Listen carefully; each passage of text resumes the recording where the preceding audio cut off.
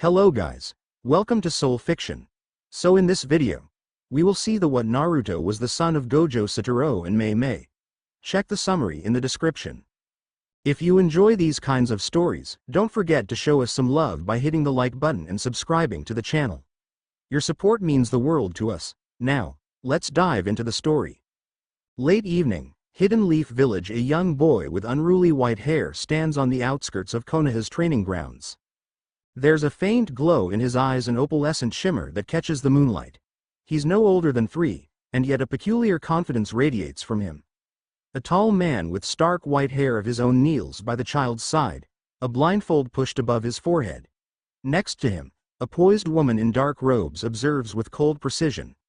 Her hair is sleek, her gaze calm. Both emanate a presence that dwarfs the ordinary. "Listen," the man says, voice smooth but firm. "We can't stay. We'll leave you here with the caretaker for now. You'll be safe, but don't forget, you're special." The woman places a small kiss on the boy's forehead. He doesn't cry. Instead, he clutches the hem of her sleeve, a silent question in his wide eyes. She gently pulls back, giving him a reassuring nod. "Grow strong," she whispers. "Grow stronger than us." With that final promise, the shapes of the two adults blur into the night, vanishing in silence. The boy stands there, moonlight reflecting off tears that never quite spill. Morning. Konoha Academy grounds. Naruto Uzumaki wakes up with a start, tangled in sheets. Sweat beads on his forehead as a fragment of that old memory drifts away. It's the day of the graduation test. He jumps out of bed, feeling that same electric spark in his veins, the one that's always been there, a heady mixture of chakra and something else he's never fully understood. He tosses on his usual outfit, an orange jumpsuit modified with black highlights, though there's a certain expensive vibe to the embroidered patterns on the cuffs. No matter how flashy it looks, Naruto carries himself with an air that suggests he could wear rags and still exude confidence. His reflection in the mirror reveals bright blue irises, layered with specks of silver whenever light hits them just right. The 6 eyes. That's what the strange, half-forgotten dream called them. There's no time to dwell on it. He shrugs on his headband, pristine, marking his final day as an academy student if all goes well, and heads out. Outside the academy, students file in, chatting excitedly. Naruto notices Sakura Haruno in the distance, pink hair bright as ever. She glances his way, does a double take, then blushes faintly. Despite her occasional annoyance with him, she can't deny Naruto stands out. He always has. And it's not just the hair or the mesmerizing eyes, but how he talks, moves, and winks at people. Naruto leans casually against the academy's fence. Ino Yamanaka arrives with a confident stride, eyes scanning the courtyard. When she spots Naruto, she half smiles. "Hey, Naruto," Ino says, tossing her blonde hair over her shoulder. "Ready to ace that exam?" He returns her grin with a roguish one of his own. "I was born ready." He leans close, low enough that their eyes meet intimately. "You know, Ino, after I become a genin, maybe I could show you a better training spot? Something more private?" Ino laughs, a slight blush on her cheeks. "Flirting before the test, huh? You're not even worried about failing?" "Fail? Me?" Naruto touches the metal plate of his headband. "I can do Bunshin no Jutsu in my sleep, plus a few other things that'd blow your mind." He's not boasting. In fact, he's holding back the magnitude of what he truly can do. Even as a child, Naruto felt energy within him that defied anything the academy teachers explained. Cursed energy, domain expansions, obscure terms swirl in the corners of his memories. He's hidden them for years, using his advanced skill only in private, partly because it's too dangerous, and partly because it'd raise questions he's not ready to answer. Ino just shakes her head, playfully rolling her eyes. "All right, hotshot. Meet you inside." Graduation classroom. Students shuffle into rows. Iruka-sensei stands at the front, calling them up one by one to demonstrate the clone jutsu. Sasuke Uchiha sits at his desk, arms folded, expression aloof. He doesn't bother glancing at most of his peers, but when Naruto wanders in, Sasuke's dark eyes flick over, assessing. Naruto senses it. The flicker of pride and rivalry in Sasuke's gaze. The Uchiha scion is used to being top of the class. But Naruto's presence, his raw skill, has overshadowed everyone at times, including Sasuke. Yet Naruto hasn't always displayed his full capacity, so Sasuke remains uncertain. Uzumaki Naruto, Iruka calls. Naruto steps up to the front. Whispers ripple across the room. Naruto's best known for skipping classes or napping through lectures, yet always acing sparring sessions. A few people lean forward in anticipation. Sakura, near the back, tucks a strand of hair behind her ear, unconsciously enthralled by the tension. Let's see your clone jutsu, Iruka instructs. Naruto forms the hand seals, letting a fraction of his chakra flow. Normally, a student might produce 1 or 2 clones. Naruto spawns a dozen perfect illusions, each grinning confidently. Wham! Perfect execution. Iruka's eyebrows shoot up. Well done, Naruto. He hands over the forehead protector. Naruto accepts it with a grin, but his eyes flicker. For an instant, the silver sheen glimmers. Iruka almost forgets to breathe. There's something uncanny, mesmerizing about that gaze. Standing at the side, Mizuki-sensei claps slowly, impressive as always, Naruto. Naruto feels a twinge of unease at Mizuki's tone but dismisses it. He's too high on the rush of proving himself. Outside the academy, late afternoon, the crowd of new genin floods out in excitement, diplomas in hand. Conversations buzz about celebrations. Naruto steps away from the throng, seeking a bit of quiet near the academy's training field. A soft voice from behind. Naruto. He turns to see Hinata Hyuga, her pale eyes wide. She grips her diploma tightly, her entire posture radiating nerves. Hinata, he greets, offering a gentle smile. Congrats on passing. That's a big deal. Why yes, it is. She musters courage, forcing her voice not to tremble. I wanted to say thank you. You helped me with shuriken practice once, remember? That was kind. He studies her for a second. There's a fleeting temptation in his mind to tease her like he teases Ino, but Hinata's sweet demeanor disarms him. Instead, he lifts her chin lightly with a finger. You worked hard for this, Hinata. Don't give me all the credit. His voice goes softer, more earnest than usual. Her cheeks redden. Thank you, she repeats, so quietly it's almost lost in the breeze. Before she can retreat, Naruto leans in and plants a feather-light kiss on her cheek so quick that she's left stunned. Then, with that same carefree grin, he waves goodbye. See you around, he calls, leaving her there with her face burning. Evening, Naruto's apartment. Naruto's place isn't large, but it's got a surprisingly tidy living space. A single futon, a small table, and an array of scrolls neatly lined against the wall. He sets his newly earned headband on the table. A swirl of memories flashes in his mind. The strange man with the blindfold, the woman with calculating eyes, and the hush-hush discussions they had about jujutsu. He's known for a while that the Nine Tails isn't the only unique energy inside him. Where normal shinobi rely on chakra, he also wields cursed energy, a separate well that occasionally crackles like static in his veins. He's tested it sparingly. No need to alarm the entire village. But it's always there, throbbing under the surface. His thoughts break off when he sensio of chakra signature is faint, someone skilled at hiding. Naruto extends a thread of cursed energy to pinpoint them. Mizuki. Naruto narrows his eyes. Why would Mizuki be sneaking around his place? He flings the window open. You looking for me? Mizuki drops down in a swirl of leaves, unmasked surprise on his face. Naruto. Sorry if I startled you. I came to talk. There's something you deserve to know. Suspicion coils in Naruto's gut. Mizuki's grin looks too self-assured. But curiosity nudges him. Go on. Let's take a walk. This might not be for prying ears. Midnight. Forest clearing. The moon is high when Mizuki finally stops in a secluded clearing. Naruto follows, a mild smirk on his lips. He's not entirely sure why he's humoring Mizuki, but something in his gut says this could be important.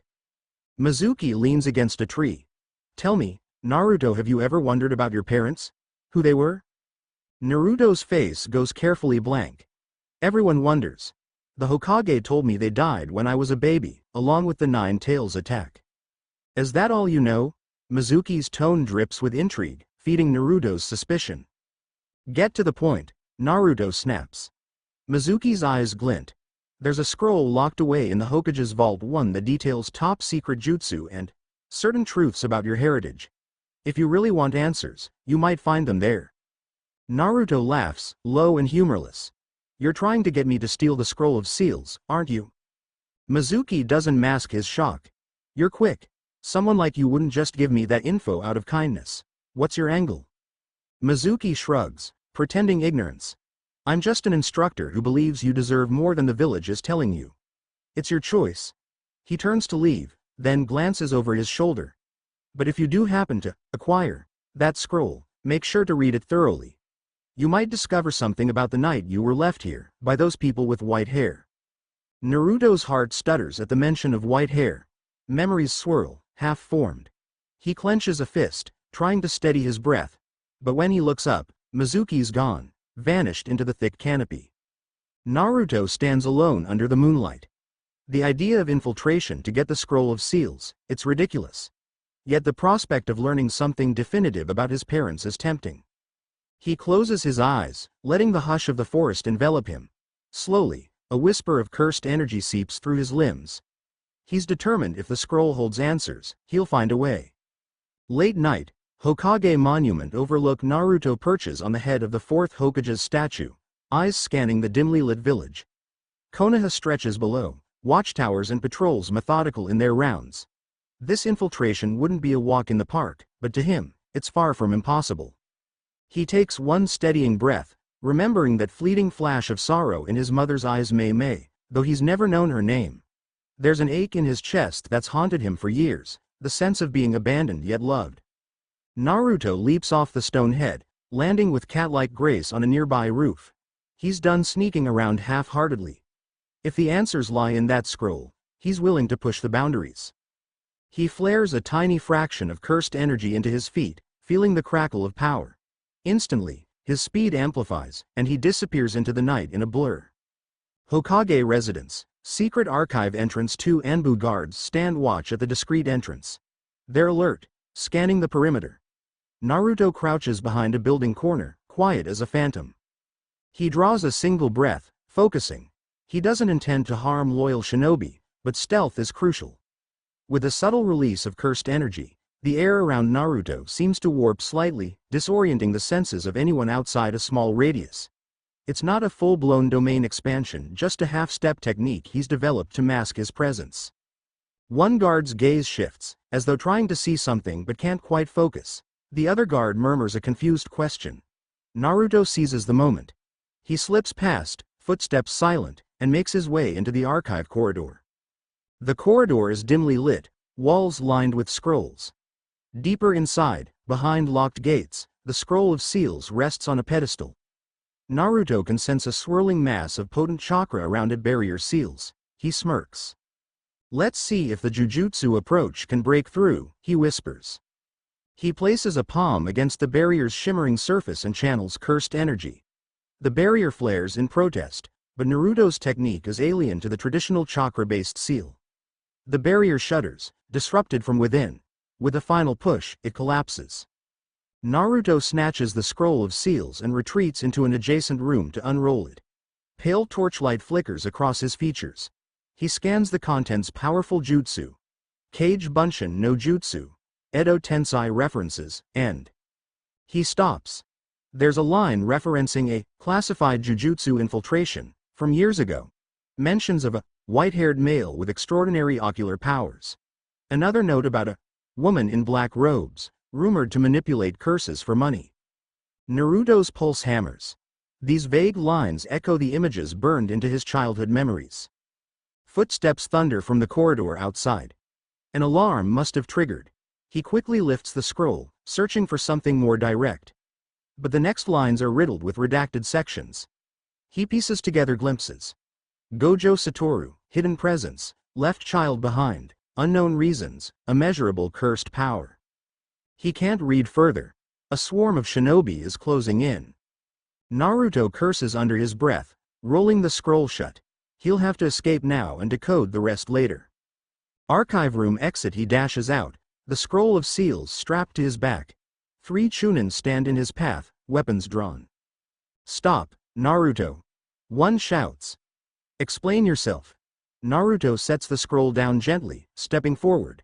I don't want to hurt you guys. Just let me walk out of here. They exchange uncertain glances.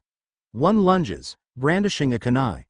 Naruto's reflexes flare. He weaves around the slash, hooking a leg behind the attacker's knee, sending him sprawling.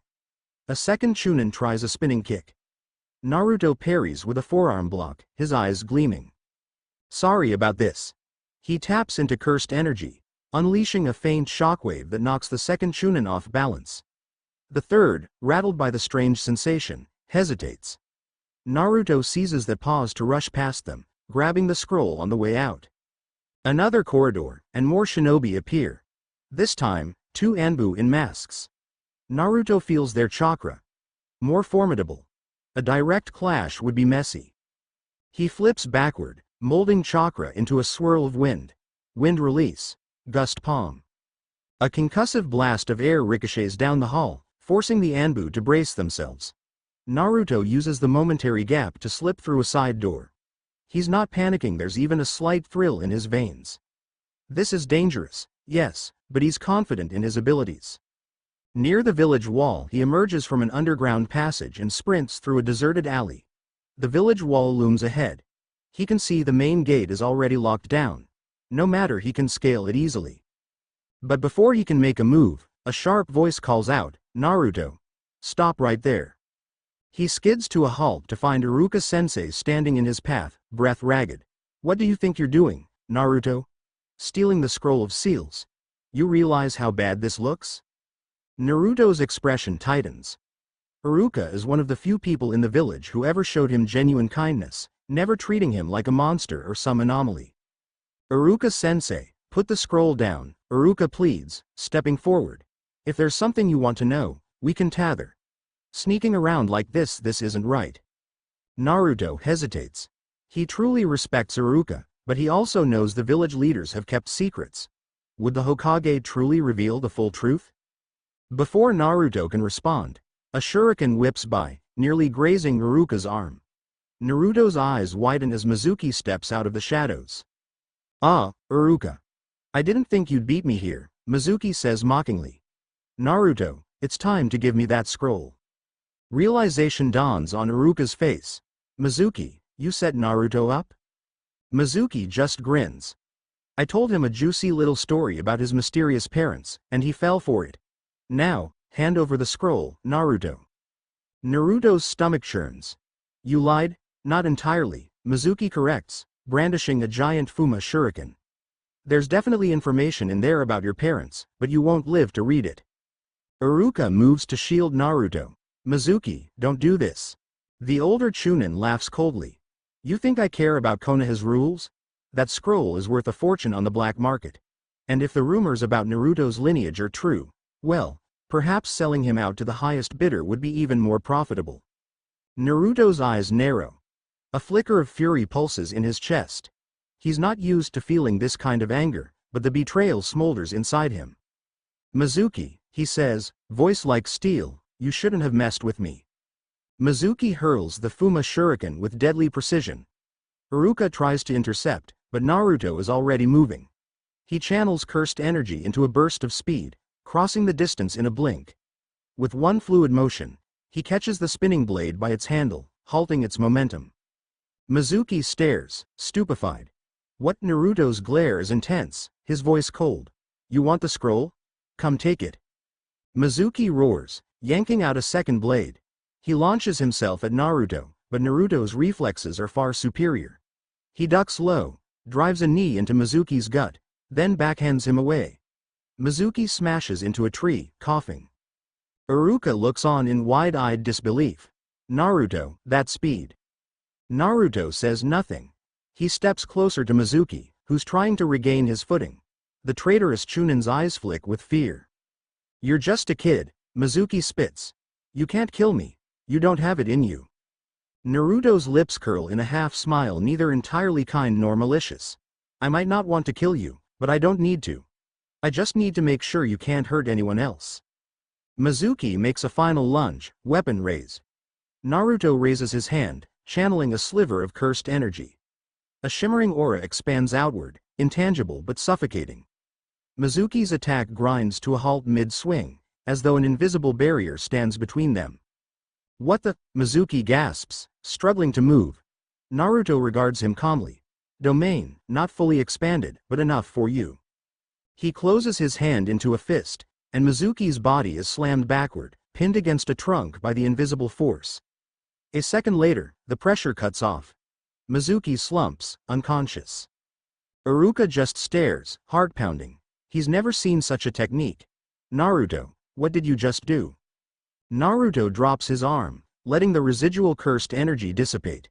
He can't hide it now. Iruka's witnessed something beyond normal shinobi arts. He sighs, resting a hand on the scroll of seals. I'm not exactly normal, sensei.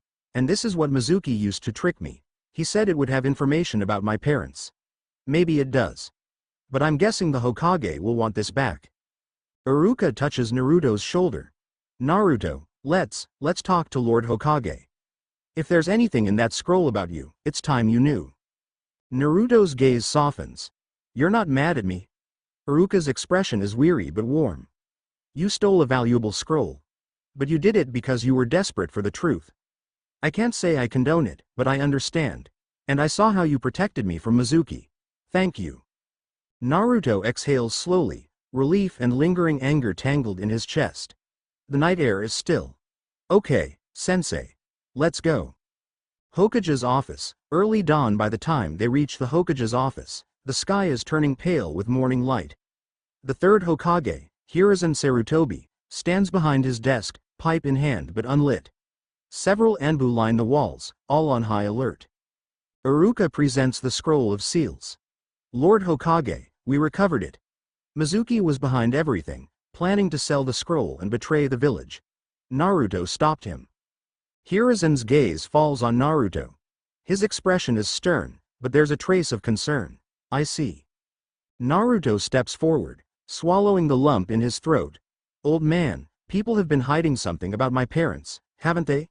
In that scroll, I saw mention of a white-haired man with a blindfold, and a woman in black robes. They were my parents, right?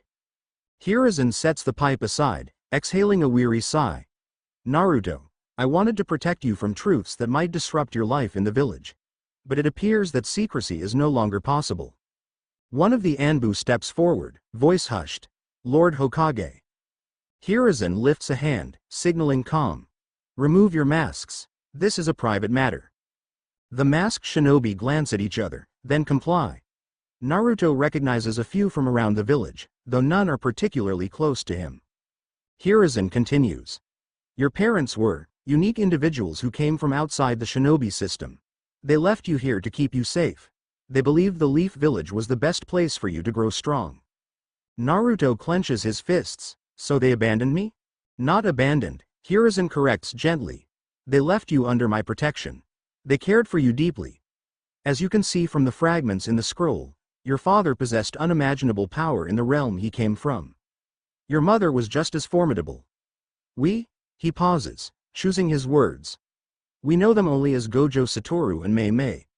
It was their wish that you be raised with a normal shinobi upbringing, away from certain enemies. A hush falls. Naruto's emotions twist from anger, confusion, longing. He remembers the fleeting warmth in that flashback. Why didn't you tell me earlier? Hiruzen's shoulders sag. Because I feared you would be targeted. Many dangerous factions would covet your abilities if they knew your heritage. The Nine Tails was already enough of a threat on your shoulders. I wanted to let you live a normal life as much as possible. Naruto's voice is tight. A normal life? Everyone hates me anyway for having the fox sealed inside. And now I find out I might have enemies outside the village, too? Iruka puts a hand on Naruto's arm, but says nothing. Hiruzen steps around the desk, placing a hand on Naruto's head. I'm sorry. You have every right to be upset. But believe me when I say your parents loved you. They entrusted you to me, trusting I would safeguard your future. Naruto stares at the old Hokage, trying to gauge the sincerity in his eyes. Slowly, the anger simmers down, replaced by an ache of longing. After a moment, Hiruzen continues, I'll share what little we know of Gojo, Saturo and Mei Mei. But you must promise me, Naruto, do not recklessly endanger yourself to pursue them. If they went into hiding, it was for a reason. Naruto nods, swallowing hard. All right. Thank you for telling me. Hiruzen offers a small, sad smile. You'll have a briefing with your Jonin instructor tomorrow to begin your Genin assignments. For now, rest. We'll talk more soon. Naruto glances at Iruka, who gives him a gentle nod of encouragement. He then turns to leave, the swirl of revelations pounding in his head.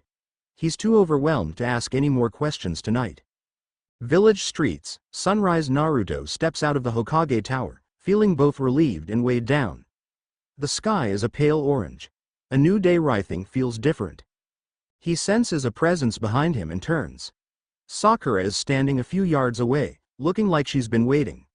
Her eyes flick to the bandaged cut on his arm. No serious injury, but a sign of the chaos from earlier. Naruto, everyone's talking, she says softly. They said you stole the scroll of seals, that you fought Mizuki. Are you okay? He lets out a shaky laugh, rubbing the back of his neck. Word travels fast. I'm fine, Sakura. Just a lot to process. She bites her lip, uncertainty warring on her face. She's never seen him quite like this usually, Naruto's all cocky grins and flirtatious remarks. Now there's a raw vulnerability in his eyes. Sakura steps closer, unconsciously brushing her fingers against the bandage on his arm. That must have hurt. Naruto shrugs. It's nothing. She lifts her gaze to his, searching. Is there anything I can do? He thinks about it. Something about her concern tugs at his chest. He's used to flirting, but right now, he just wants someone to ground him. He leans in, resting his forehead against hers, surprising her. Stay with me for a minute, he murmurs, voice uncharacteristically subdued. Sakura's cheeks flush, but she doesn't pull away. Instead, she tentatively raises her hands to his shoulders. They stand there, breaths mingling, the bustle of early morning distant. Finally, Naruto exhales and draws back, a small smile tugging at his lips. Thanks, Sakura. I just needed, I don't know, a moment. She manages a shy smile in return, heart-hammering, anytime. Naruto pushes down the swirl of conflicting emotions. Tomorrow, he'll start his life as a genin. He'll do the usual missions, the usual training. But in the back of his mind, he'll always be chasing the mysteries left behind by Gojo, Saturo and Mei. Training Ground 7. Late morning. Kakashi Hitaki stands reading a little orange book, mask covering the lower half of his face, as three new genin approach. Naruto, Sakura, and Sasuke line up, all wearing leaf headbands. This is the official formation of Team 7. Kakashi glances up. You're late, he says, eyeing Naruto in particular. Naruto just shrugs, still feeling the aftereffects of last night's ordeal. Sorry, had stuff to do. Sasuke scoffs, shooting Naruto a glare. You're so casual. Sakura tries to keep the peace. Hey, let's not fight on our first day, okay? Kakashi waves his hand dismissively. We'll do introductions. Name, likes, dislikes, dreams for the future. Then we'll see how you all get along. He gestures to Naruto. Start. Naruto shoves his hands in his pockets, a roguish grin appearing. Name's Naruto Uzumaki. I like pushing my limits, testing new jutsu, and flirting with cute girls. He winks at Sakura, who blushes in exasperation. I dislike traitors. His mind flashes to Mizuki. And my dream? To become the strongest shinobi in the world, stronger than any curse, any jutsu. And to find out the truth about my parents. Kakashi arches a brow. That's quite the ambition. Sasuke speaks next. Sasuke Uchiha. I like training. I dislike a lot of things. His eyes flick to Naruto, the unspoken rivalry thick in the air. My dream is to revive my clan and... He hesitates, that dark vengeance in his voice. To kill a certain man. Sakura's turn comes. She stammers a bit, glancing at Sasuke, but finds her composure. Sakura Haruno. My hobbies are, well, girl stuff. I dislike bullies. My dream is, she trails off, flushing as she sneaks another glance at Sasuke. She doesn't openly say her crush. Kakashi just nods, unbothered by her vague answer. All right. Now that we've gotten that out of the way, tomorrow we'll do a survival exercise. The real test to see if you three are ready to be genin. Sakura frowns. But we already graduated. Kakashi's visible eye curves in a cheerful arc. Well, you might be sent back to the academy if you fail. Only a fraction of the new genin actually pass my test. Naruto's grin widens. Don't lump me in with that fraction. I'm passing no matter what. Kakashi closes his book. We'll see. He dismisses them. As Naruto turns to go, Kakashi's voice stops him. Naruto, wait a moment. Sasuke and Sakura move on, and Naruto faces Kakashi alone. Kakashi studies Naruto thoughtfully. You did something last night that caused quite a stir. I heard you took on multiple chunin and even an Anbu or two. Naruto shrugs. They were in my way. That's an understatement. You used a technique that's unusual. Kakashi's tone is careful, not accusatory. I won't pry into it, but if we're going to be a team, I need to understand your strengths and weaknesses. Naruto meets Kakashi's gaze evenly. I'll show you during the exercise tomorrow, and I guarantee you'll be impressed. Kakashi's eye quirks in amusement. Confident. But be careful, Naruto. Strength can isolate you if you're not mindful. Naruto's smile dims slightly. I'll keep that in mind, sensei. Training field. Dusk. Naruto lingers after the meeting, letting the day's tension roll off his shoulders by practicing some chakra exercises. In the distance, he senses a familiar presence approaching. Ino Yamanaka. She strolls up, hands on her hips, a challenging gleam in her eye. I heard rumors you went and stole some forbidden scroll or something. You're insane, Naruto. He gives a nonchalant shrug. Maybe. Did it make you worry about me? Ino tosses her hair. I was more worried you'd do something stupid and get yourself locked up. Then her expression softens. But I'm glad you're okay. Naruto steps closer, the space between them charged. Thanks for caring, Ino. She arches a brow. Don't get cocky. I only care a little bit. He grins, closing the gap. Just a little. Something about his tone makes her swallow. He's always been forward, but there's an intensity in his gaze that simultaneously excites her and makes her heart flutter. She's suddenly at a loss for words when he leans in, pressing a gentle but lingering kiss on her lips. Ino's eyes widen, and for a moment, she's too stunned to react. Then she relaxes into it, her hands lightly resting on his shoulders. When they break apart, she's breathless, face tinted pink. Naruto, you. He winks, that devil may care grin returning. You said you cared a little, maybe now it's a bit more. She tries to punch him lightly on the arm. Jerk, she mutters, but there's no heat in her voice. She's smiling too. They stand together, the sun dipping behind the treetops, painting the sky in hues of gold. In the distance, crows caw, and a gentle breeze stirs the leaves. For a fleeting moment, Naruto forgets the burdens of secret lineages, jujutsu powers, and overshadowing threats. Right now, he's a newly graduated genin, sharing a stolen evening with a beautiful girl. Eventually, Ino pulls away, pushing hair out of her face. I've got to get home, or my mom will freak. Are you good? Naruto exhales. I'm better. Thanks, Ino. She nods, cheeks still flushed, then heads off. Naruto watches her leave, an odd warmth blooming in his chest. He's aware of how easily he can shift into flirtation, how simple it is to seek comfort in affection. Maybe it's just part of who he is, or maybe it's a reflection of the childhood he never had. Either way, he's not apologizing for it. He turns back to the training posts, channeling a spark of cursed energy through his fingertips. With a swift strike, he splits one of the old wooden stumps in half. Sawdust floats in the dying light. Tomorrow's the test, he muses. I'll show Kakashi-sensei a glimpse of what I can do, but not everything. Konoha's rooftops. Nightfall. He leaps across the rooftops, savoring the quiet hush that settles over the village at night.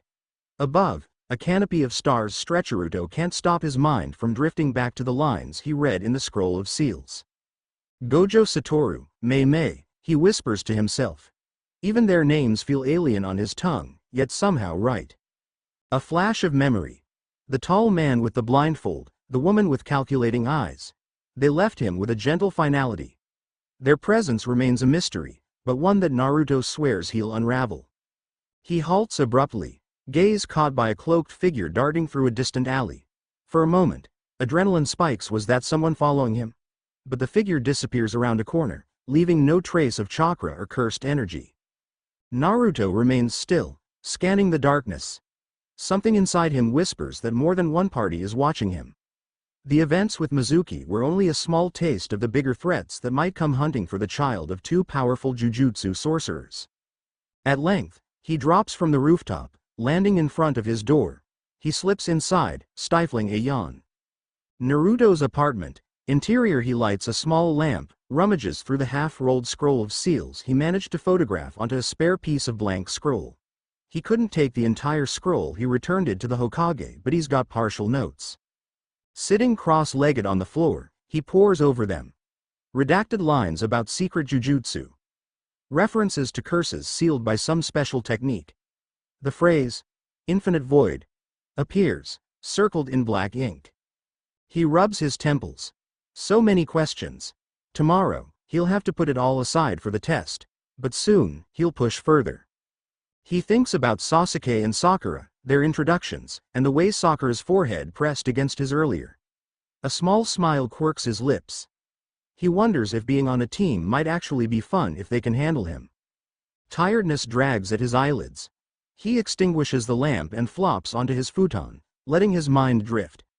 Tonight, dreams might be haunted by glimpses of white-haired sorcerers and swirling cursed energy. But for better or worse, his new life as a genin starts tomorrow. Outside Naruto's window, moments later unseen to him, a faint shadow flickers across the street, pausing as though listening. Then it flits away, too swift to be an ordinary passerby. A single thought lingers in the night air. The son of Gojo, Saturo and Mei has awakened.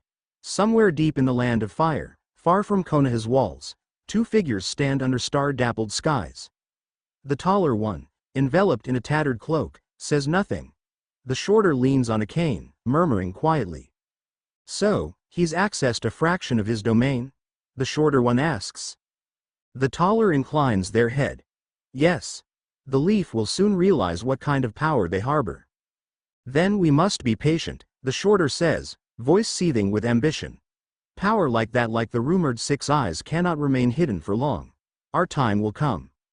Their silhouettes vanish into the darkness, leaving behind only the whisper of wind through the trees. Meanwhile, in Konoha, Naruto sleeps, oblivious to the ripples of fate spreading through two worlds, the shinobi realm and the jujutsu underbelly. Tomorrow, he'll meet Kakashi for the bell test, a seemingly simple challenge. Little does he know, it's only the opening act to a destiny that will test the limits of godlike strength and unbreakable will. End of Chapter 1. Chapter 2, Early Morning, Training Ground 7.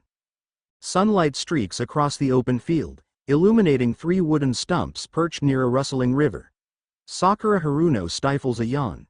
Next to her, Sasuke Uchiha maintains his ever-cool demeanor, arms folded. And standing a short distance away, hands in his pockets, is Naruto Uzumaki, headband tilted at a jaunty angle, a confident smirk on his face. "I told you, it's too early," Sakura grumbles under her breath. "Kakashi-sensei said to meet him at 5, but she checks the time. He's at least an hour late." Sasuke huffs. "Typical." Naruto's grin widens. He leans against one of the training posts, resting his elbow on top. He's probably reading that little orange book somewhere. Or maybe he wants us to think we're the ones who are late. Sakura eyes Naruto carefully. Since last night, something in his demeanor has shifted. He seems more serious underneath the usual playful confidence. She can't decide if it's just nerves about the upcoming test or something deeper. Eventually, a swirl of leaves signals Kakashi Hitaki's arrival. He appears with casual nonchalance, orange book in hand. "Good morning," he says in that lazy tone. "I got lost on the path of life." Naruto snickers. "Sure, sensei. Next time, at least bring us some breakfast if you're going to be this late." Kakashi's visible eye curves in an amused arc. "I'll consider it." He tucks the book away and addresses the group. "Let's begin.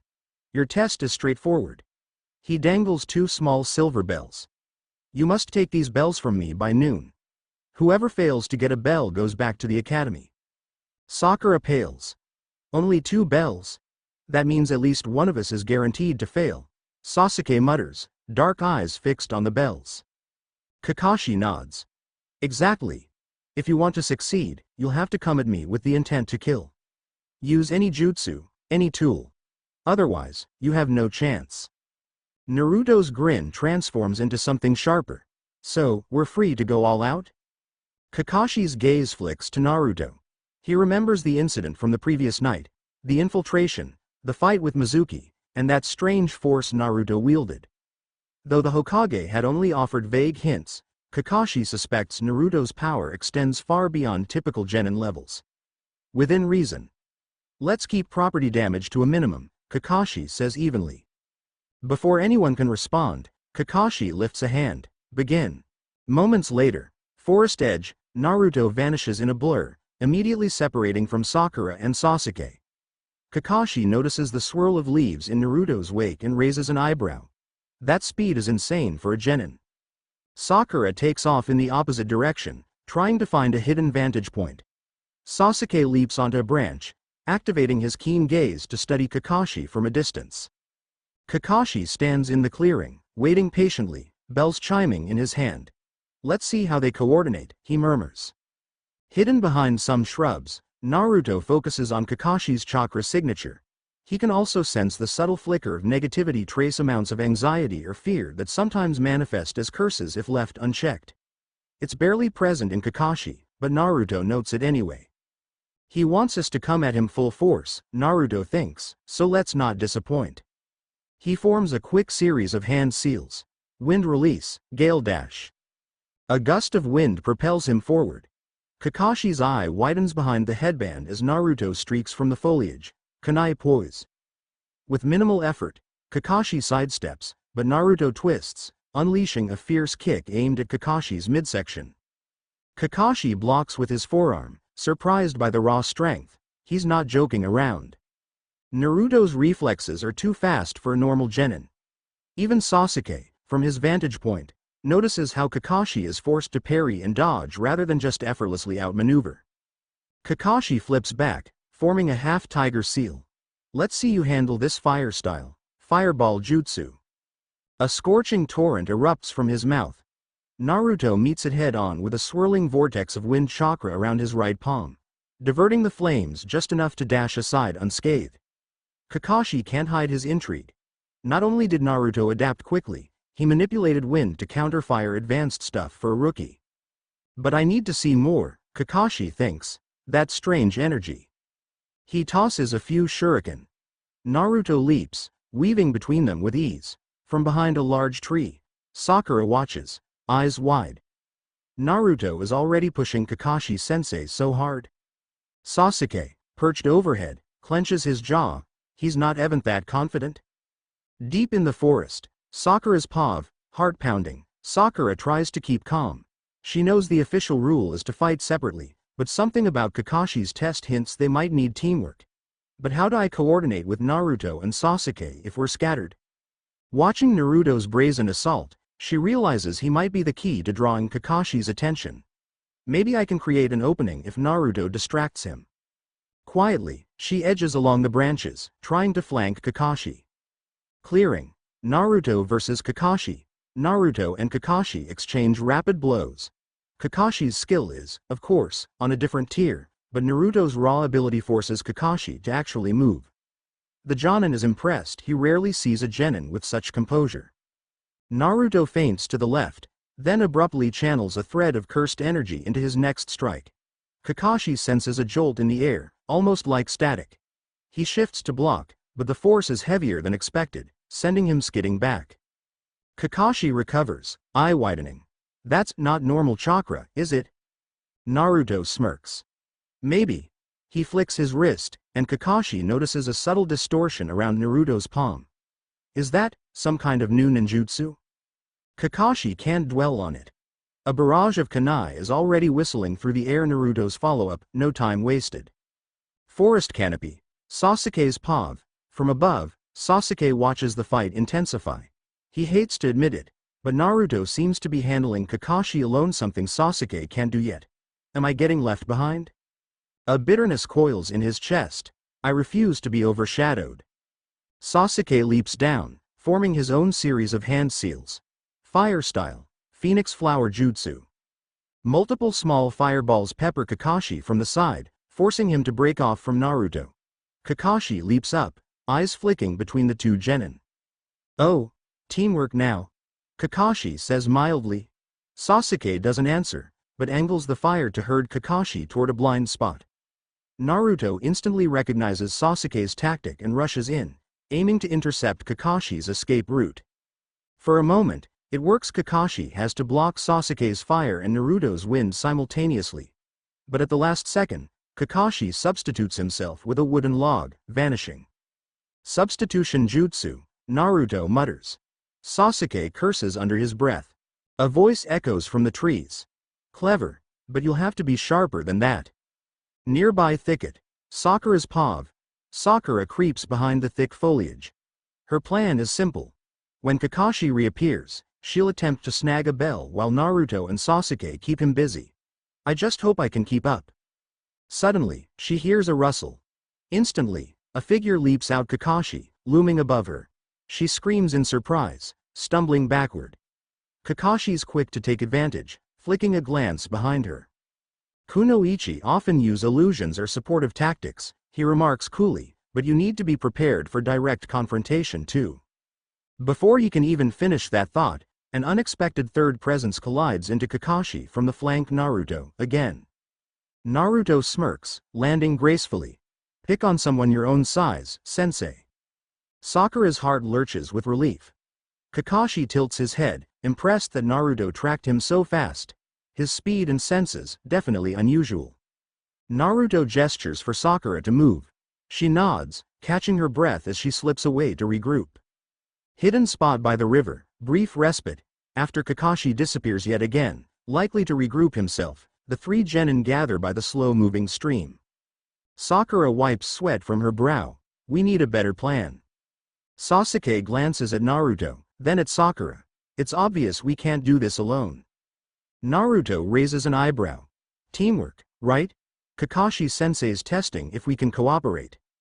Sakura's eyes flick to the clock on a nearby post. We've got less than an hour left. Naruto shrugs confidently. Plenty of time. He wants us to come at him with everything. Let's do it. Sasuke's jaw tenses. Then let's not hold back. He turns to Naruto. I'll set him up. You land the final blow. Sakura, you look for any opening to grab a bell. Naruto gives a thumbs up. Sounds like a plan. The final rush, forest clearing. The group splits. Sasuke charges in from the front, launching a hail of shuriken and small fire jutsu. Kakashi emerges from his hiding place. So direct, Sasuke? But before Kakashi can counterattack, the ground beneath him softens. Sakura's trap. She had quickly prepared an earth release pit, sinking Kakashi's right foot. Kakashi is forced to break the earth with a burst of chakra. That split second is enough for Naruto to peer right in Kakashi's face, using wind-propelled speed. Kakashi tries to raise his arms, but Naruto's fist slams into his guard. The Jonin staggers. Kakashi flicks his wrist, aiming to move the bells out of reach. But Sakura, who's snuck behind him, lunges, fingers outstretched. Almost, at the last instant, Kakashi contorts his body, flipping away from Sakura. Yet as he lands, Sasuke is already there, forcing him to block a barrage of precise strikes. In the chaos, Naruto sees the bells jingle near Kakashi's waistband. Naruto channels a whisper of cursed energy to magnetize his next grab. It's not a standard shinobi skill. It's a subtle extension of domain-based manipulation, generating a faint pull on small metal objects. Kakashi's eyes dart down. What the? The bells jostle as if tugged by an invisible force. Kakashi quickly tries to clamp a hand over them, but in doing so, leaves his chest open. Naruto seizes the opening and slams a wind-infused kick into Kakashi's side. The Jonin is thrown off balance. Sasuke capitalizes, landing a blow to Kakashi's forearm. At the same time, Sakura makes a desperate grab. She almost snatches a bell, but Kakashi recovers enough to twist away only to find Naruto's hand already hooking the second bell from behind. A metallic chime resonates in the air as Naruto stands, bell twirling on his index finger. Got it, he says, voice brimming with triumph. Kakashi skids to a halt, winded but clearly impressed. He glances at his hand. He still holds one bell, but the other is indeed gone. Well done, Kakashi acknowledges, raising his mask slightly to exhale. Sasuke scowls at Naruto, frustrated that he didn't land the final grab. Sakura is wide-eyed. She can't quite believe they actually pulled it off. Kakashi tosses the remaining bell to Sasuke. It looks like two of you have bells. And Sakura, he arches a brow. Where's yours? Sakura's face falls. For a tense moment, she braces for Kakashi to declare her failure. But then, Kakashi's expression softens. But the real objective was teamwork. You three worked together, which is what most new genin fail to do. Congratulations, you pass. Sakura exhales, relief flooding her. Kakashi continues, you showed initiative, coordination, and a willingness to use each other's strengths. Naruto, your unique talents caught me off guard. But good job not overshadowing your teammates completely. Naruto grins. That was me going easy, sensei. He keeps that thought to himself, though. Sasuke's pride is clearly stung. I'm supposed to be the best, but Naruto keeps taking the spotlight. Kakashi's debrief. Noon. The sun climbs high as Kakashi calls them all to gather. From now on, we're officially Team 7. We'll handle D rank and C rank missions under the Hokage's guidance until you're ready for bigger tasks. Naruto plops down on the grass, arms behind his head. Sounds good, sensei. Let's get some real missions soon. I'm dying for some action. Kakashi eyes Naruto. Trust me, you'll have your fill of missions soon enough. Later that afternoon, Ichiraku ramen stand. Now that the test is over, Naruto's appetite has kicked into overdrive. He orders multiple bowls of miso ramen, happily slurping away. Seated next to him, Sakura picks at a smaller bowl, occasionally glancing at Naruto in awe. Slow down, she jokes. You'll choke. Naruto grins between mouthfuls. This is me celebrating. Gotta refuel after beating Kakashi-sensei. Sasuke hovers near the stand, arms folded, refusing to sit. You didn't beat him, he let us pass. Naruto sets his chopsticks down, flicking Sasuke a playful smirk. A pass is a pass, right, Sasuke?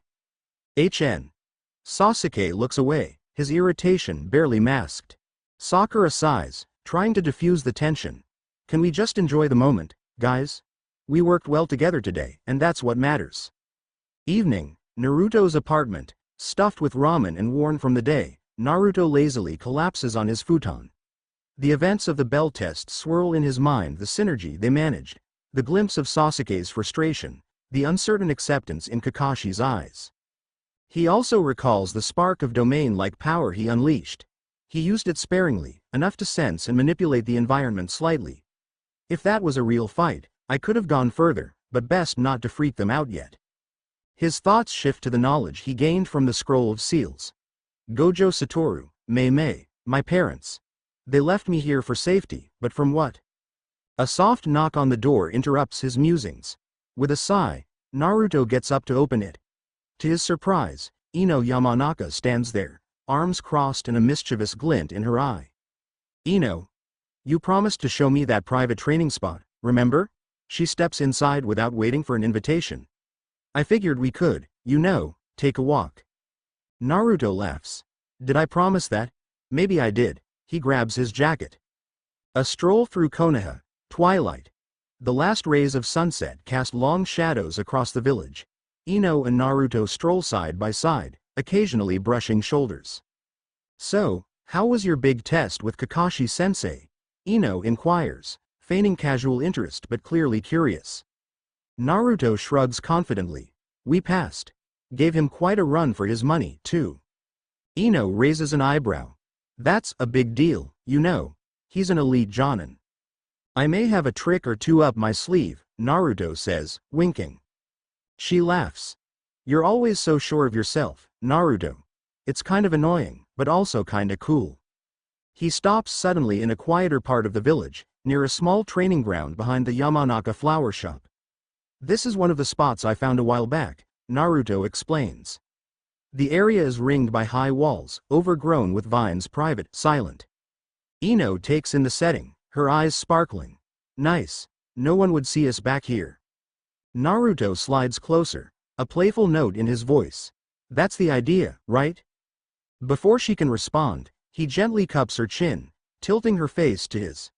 His gaze is intense yet inviting, a surge of bold confidence. Ino's breath catches. They've kissed before, but there's an extra spark in the air tonight. Maybe it's the adrenaline leftover from the test, or the knowledge that Naruto is on a rising path. Their lips meet in a slow, lingering kiss that quickly deepens as Naruto's arms wrap around her waist.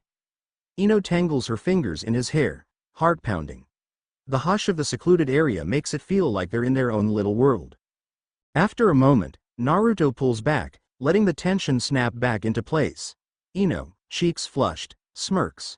You sure you're not exhausted after all that training? He brushes his thumb across her lower lip. I'm never too tired for this. A giggle escapes her. For a moment, they just bask in the comfortable silence. Ino's eyes flick over Naruto's face, her voice softer now. You're different lately. More driven, and there's something else. Are you okay? He meets her gaze. Part of him wants to spill everything: the infiltration, the scroll, his jujutsu heritage. But he hesitates. Better keep it close to my chest for now. I'm good, he says gently. Just figuring out some things about my family. She nods, sensing his reluctance. Well, if you need someone to talk to. He squeezes her hand. Thanks, Ino. They share another brief kiss before heading back, the evening breeze cooling their flushed faces. Team 7 meeting point. Next morning, Naruto arrives early for once, feeling unusually refreshed. Sasuke is already there, arms folded, frowning into the distance. Sakura shows up, greeting Naruto with a small wave. Kakashi appears moments later, surprising everyone by being on time. We've got our first official mission. Naruto's excitement flares. Finally, Kakashi holds a scroll. Let's see, we have some D-ranked chores available. Walking dogs, cleaning storage sheds. Seriously? Naruto groans. That's not a real mission? Sasuke scowls, apparently sharing Naruto's frustration. Sakura tries to hide her own disappointment. She'd hoped for something more exciting too.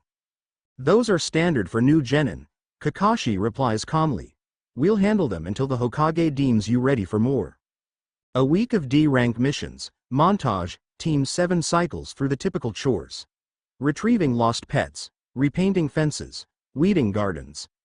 Naruto chafes at the monotony, wanting real action. Sasuke endures with quiet resentment. Sakura does her best to remain polite, though she too feels stifled.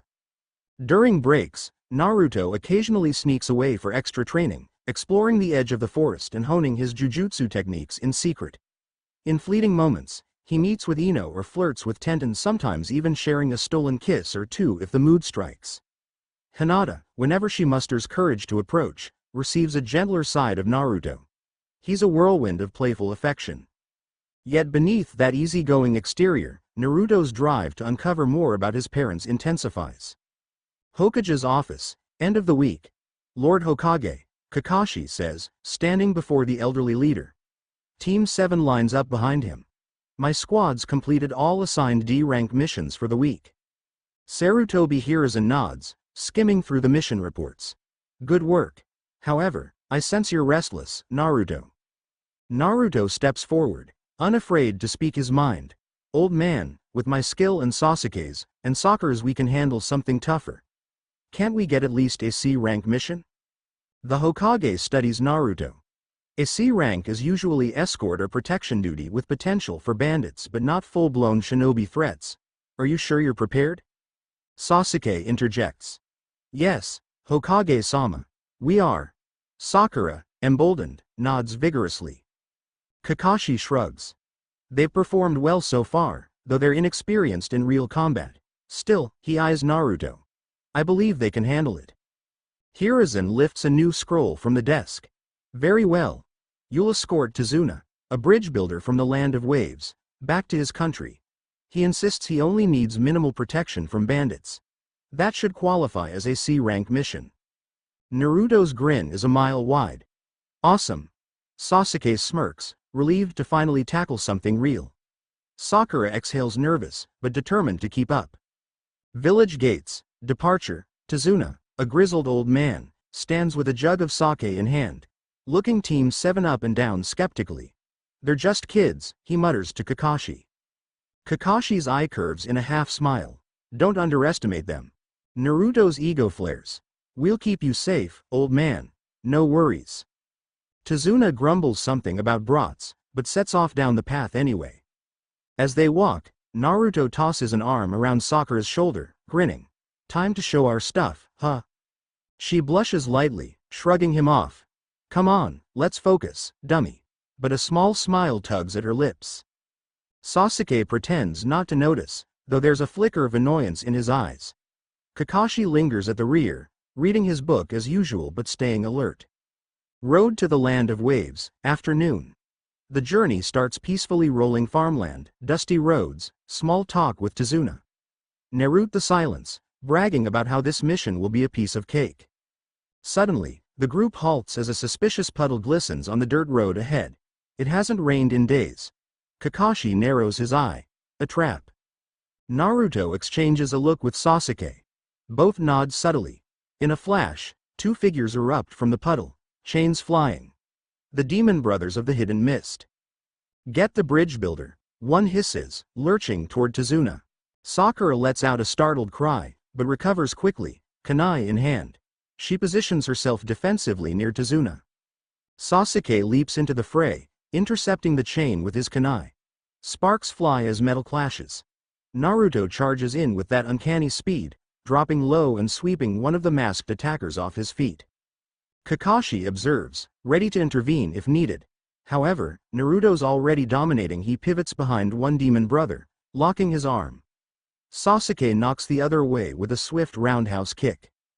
The chain whips around, but Naruto counters by infusing a small burst of wind chakra into his palm, severing the chain in a single strike. The masked ninja stumbles, eyes wide. What the? Before they can regroup, Naruto channels a spark of cursed energy, launching a short shockwave that sends both enemies crashing into a nearby tree. The forest falls silent. Tazuna blinks, astonished. Sakura lowers her kunai, hands trembling from the sudden adrenaline rush. Sasuke stands over one unconscious demon brother, breathing hard but unhurt. Naruto flicks imaginary dust off his jacket, looking pleased with himself. Kakashi steps forward to tie up the attackers. Nice job, you two. But let's not get overconfident. These are mist nin, not mere bandits. This mission might be more dangerous than we thought. Tazuna coughs, avoiding eye contact. I may have omitted some details. There's someone who wants me dead, but I didn't have enough money for a higher-ranked mission. Kakashi's expression darkens. We'll discuss this later, Tazuna-san. For now, we continue. Everyone, stay on guard.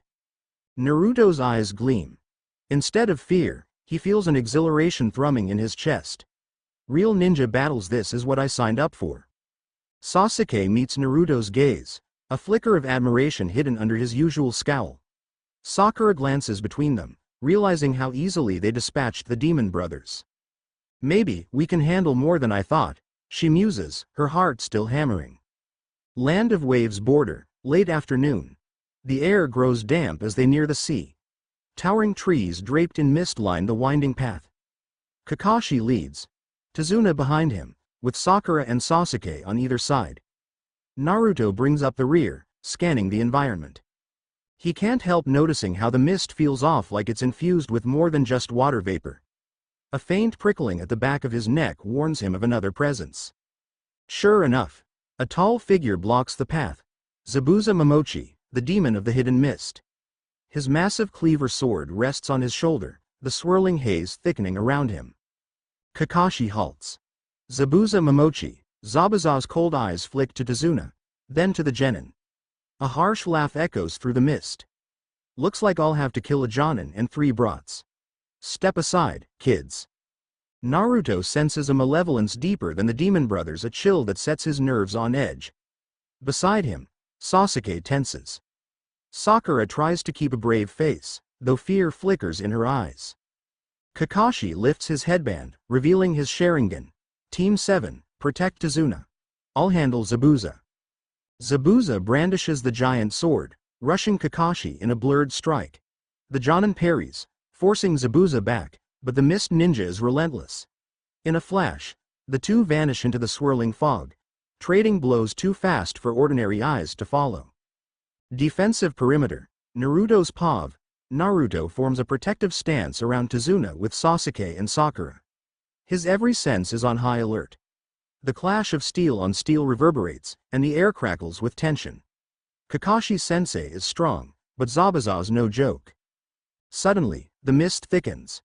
A jarring splash. Kakashi is trapped in a sphere of water, Zabuza's water prison technique. The robed ninja laughs mockingly. Zabuza keeps one arm in the water sphere, containing Kakashi. I'll finish off your students, then kill you last. Kakashi, struggling within the water sphere, shouts, "Run! You can't face him alone." Sakura falters, fear creeping up her spine. Sasuke's fists clench, rage boiling at the idea of running. Tazuna trembles. Naruto's face hardens. No way I'm running. He forms a quick series of hand seals. Shadow clone jutsu. A dozen Narutos spring into existence. They rush Zabuza from all sides, kunai flashing. Zabuza sneers. Keeping Kakashi imprisoned with one hand, he slashes at the clones with the other, sword whistling through the air. Clone after clone pops in a puff of smoke. But Naruto isn't just using clones. He's also channeling that secret well of cursed energy, carefully weaving it into his final attack. He leaps high, forming a swirling sphere of wind in his palm like a smaller, incomplete Rasengan but fueled with a twist. I haven't perfected this yet, but I'll try, Naruto thinks. He dives at Zabuza. The robed ninja's eyes widen slightly at the compressed swirl of chakra in Naruto's hand. He withdraws his sword to block, forced to release some of the water prison's concentration.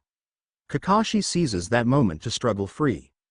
Naruto's strike collides with Zabuza's blade, generating a shockwave of swirling wind that cracks the steel. It's not enough to break the sword fully, but it disrupts Zabuza's hold on Kakashi. Kakashi bursts out, coughing but furious, "Naruto, you." Naruto lands, panting. He used more energy than he intended. I can't keep pulling out advanced moves like that without training. Zabuza staggers, a thin line of blood on his lip. Brats shouldn't have that kind of power. He glances at his chipped sword in disbelief. Kakashi stands beside Naruto, eyeing him. This kid, he's beyond normal. With a rush of water, Kakashi forms a series of hand signs. Water clones appear, rushing Zabuza. The two masters exchange punishing attacks. Their battle surges to a dramatic finale as Kakashi unleashes the water dragon jutsu, slamming Zabuza against a tree trunk. Blood drips from Zabuza's arm. Before Kakashi can deliver the finishing blow, several senbon needles whistle through the air, piercing Zabuza's neck. He collapses, apparently dead. A masked figure appears, a tracker nin from the mist. "Thank you," the tracker nin says politely, retrieving Zabuza's body. "I've been hunting him for quite some time." Kakashi watches warily but lets the tracker nin depart. Naruto eyes the masked newcomer with suspicion, noting a faint glimmer in those eyes, not quite what they seem. Tazuna's house, nightfall. The exhausted team arrives at Tazuna's home, nestled by the sea. They settle in for the night, half expecting another ambush. Kakashi rests in a corner, drained from using the Sharingan.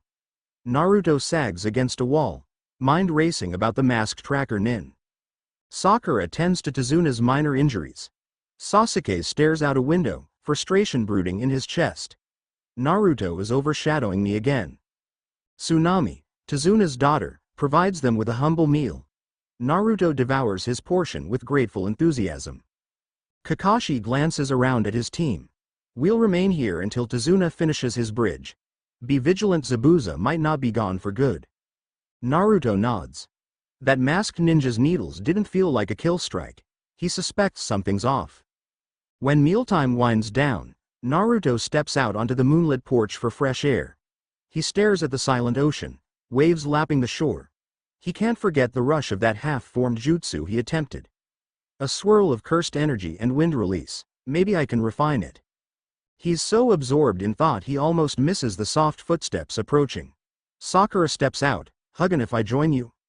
He gestures for her to sit beside him on the porch railing. She does, letting out a slow exhale.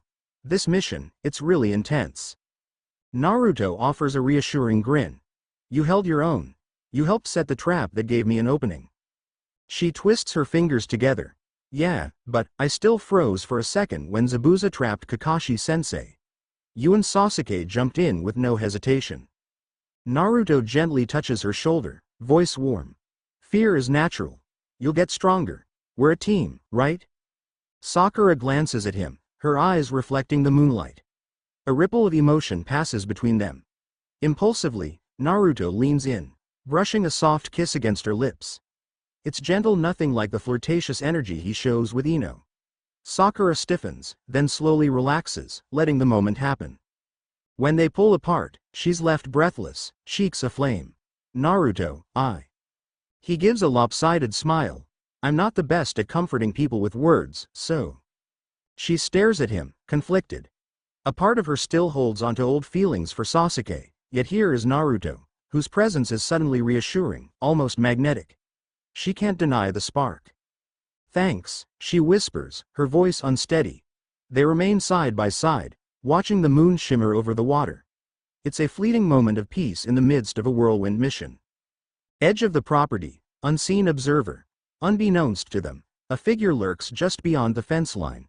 Haku, the tracker nin from before, still masked, watching the leaf shinobi. A quiet sadness tugs at Haku's heart. Zabuza-sama, I must help you recover. But Haku also notes the boy with the uncanny speed and unusual energy. He might be the biggest threat. With silent steps, Haku disappears into the night. Tazuna's house. Late night, Kakashi stirs from his doze, sensing a faint presence vanish. He glances outside but sees no one. Probably that masked ninja, Zabuza's ally. He notices Naruto and Sakura on the porch, leaning close, exchanging hushed conversation. Kakashi's eye narrows slightly in thought. Naruto's forging bonds quickly. That might be good for the team, or complicated. Sasuke, on the other side of the room, pretends to be asleep but hears everything. His fists clench in the blanket. Naruto, always one step ahead. Dawn, training by the shore. The next morning, Kakashi instructs Naruto and Sasuke to train, giving them tips on water walking and controlling their chakra more precisely. He's still recovering from the Sharingan use, so he mostly offers guidance. Naruto stands on the water's surface, arms out for balance, fighting the urge to slip. Meanwhile, Sasuke attempts the same, struggling with frustrations. Sakura, further along in the exercise, helps Tazuna's workers on the bridge as best she can.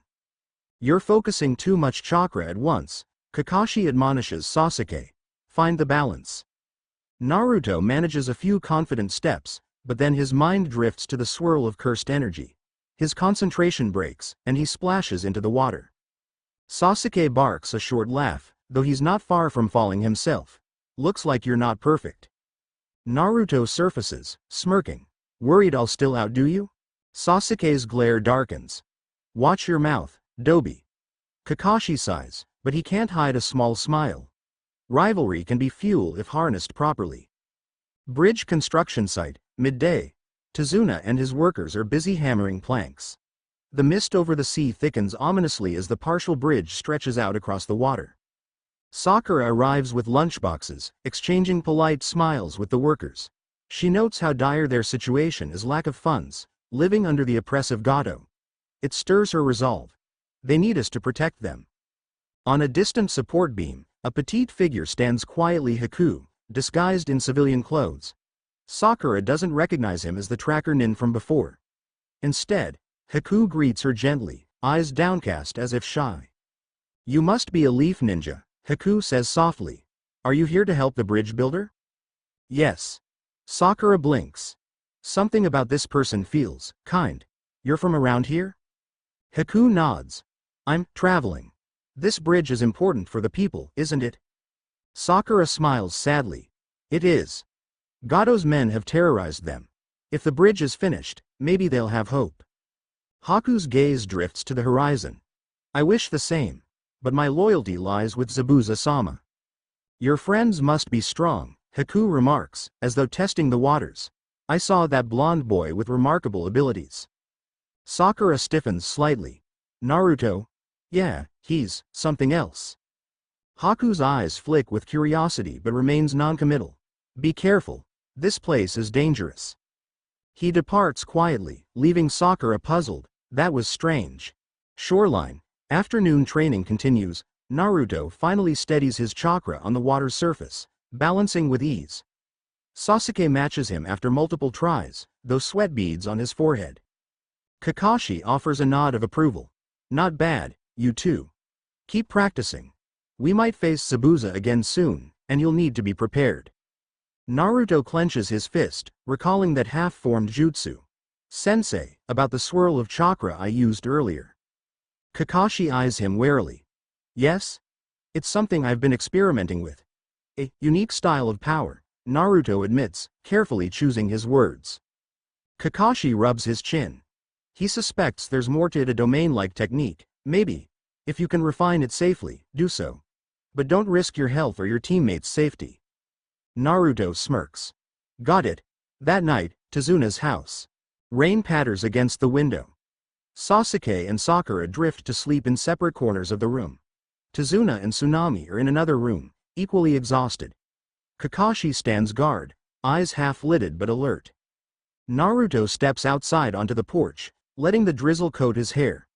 The moon is hidden behind storm clouds. He raises a hand, focusing on the faint pulses of cursed energy within him. I can't rely on that alone, but it's too strong to ignore. Soft footsteps approach. He turns, half expecting Sakura or Tazuna, but instead sees Tenten, whom he recognizes from the occasional training meetups back in Konoha. She's holding an umbrella, face mildly concerned. Tenten. What are you doing here?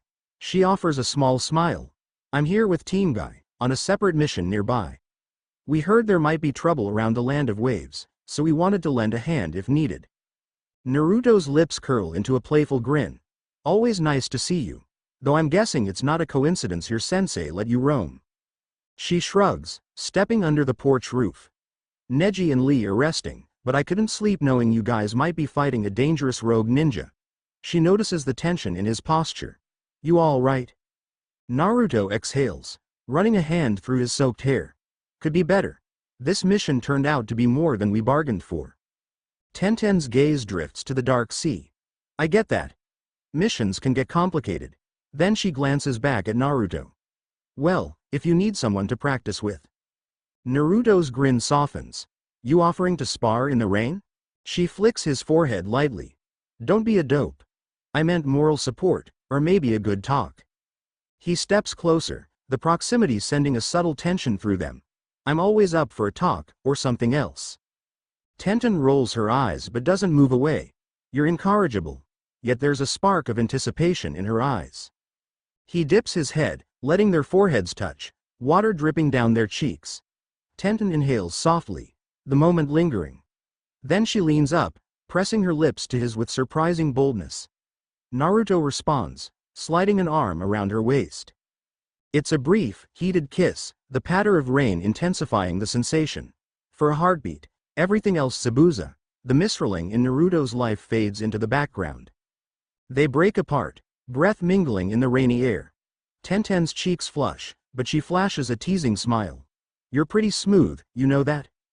Naruto laughs under his breath. That's what people tell me. Her expression turns serious. I should head back before my team notices I'm gone. But, be careful, okay? He nods, heart thumping. You too, Tenten, thanks for stopping by. With that, she disappears into the night, umbrella in hand. Naruto remains on the porch, a complex swirl of emotions in his chest. The thrill of affection, the weight of upcoming battles, and the burning question of his own lineage. I'll protect these people, and I'll keep growing stronger. Then, I'll find the truth about my parents, no matter what. Lightning flashes over the sea, illuminating the half-built bridge. In the same instant, Naruto senses an undercurrent of danger. Zabuza, Haku, and possibly more shadows from the Jujutsu realm. But he's ready. His godlike potential grows each day, tested by adversity, fueled by the bonds he's forming. He clenches his fists, letting the rain cleanse his doubts. Another flash of lightning, another rumble of thunder. Tomorrow, he'll face whatever comes next armed with unstoppable resolve, newfound teamwork, and a heart that refuses to break. End of Chapter 2. Chapter 3. Pre-dawn, Tazuna's house.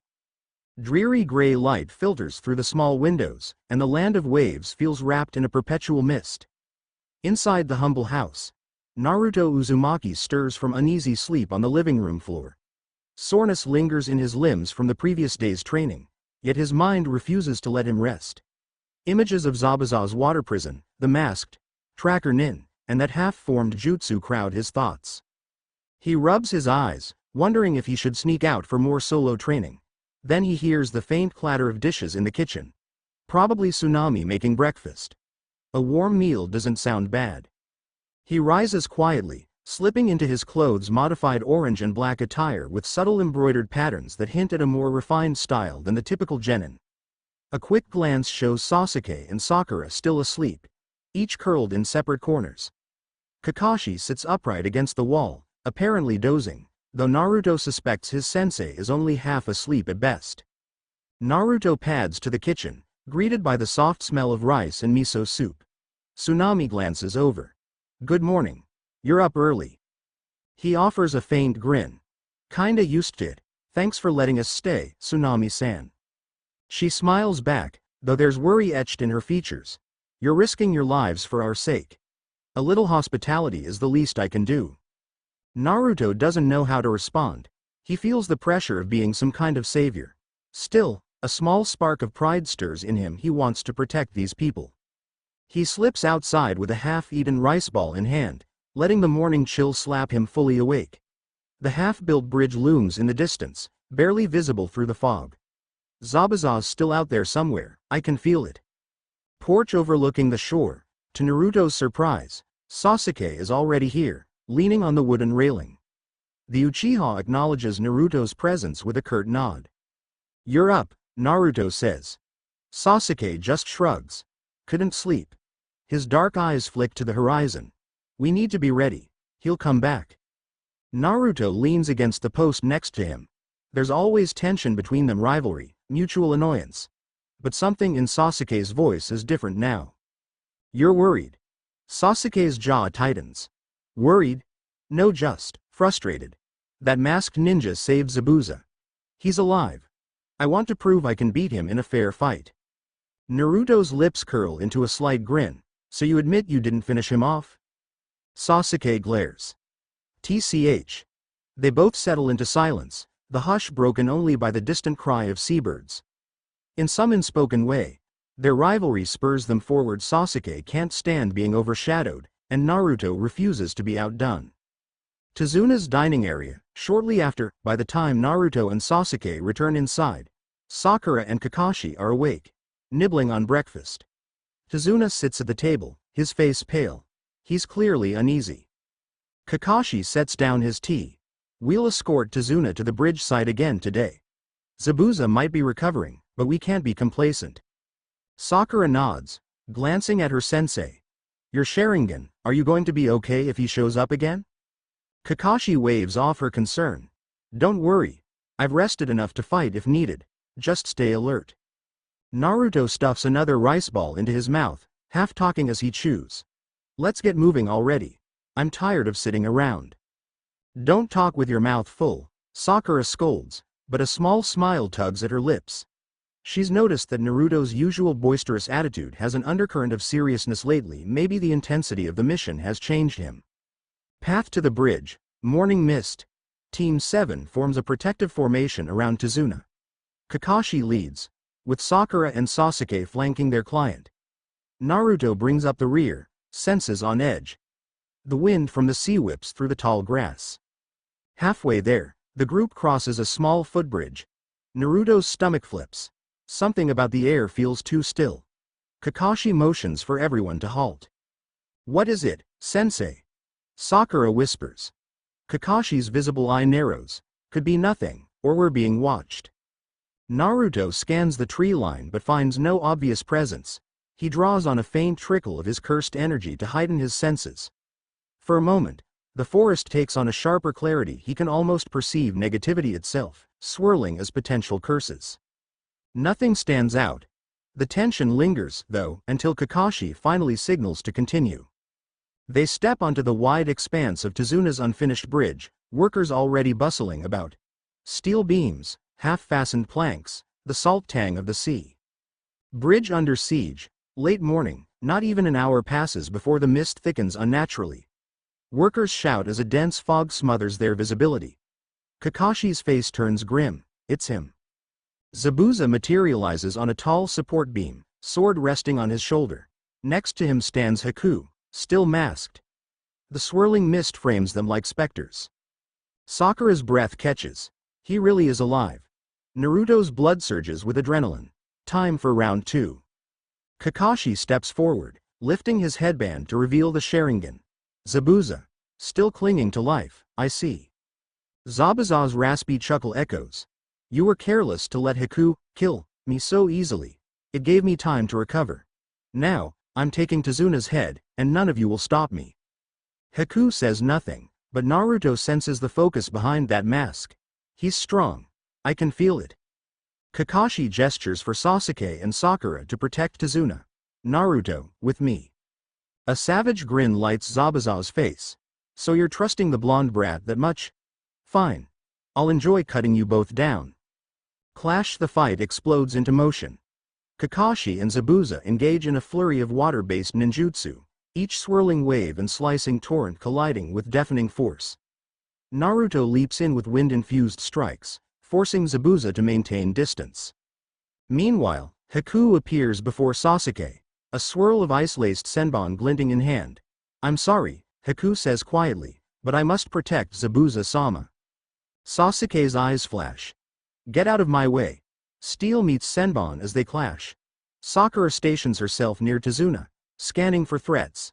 The entire bridge groans under the assault of jutsu.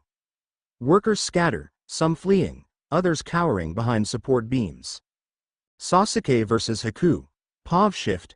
Sasuke circles Haku, shuriken fanned between his fingers. You're that hunter nin from before. Why save him?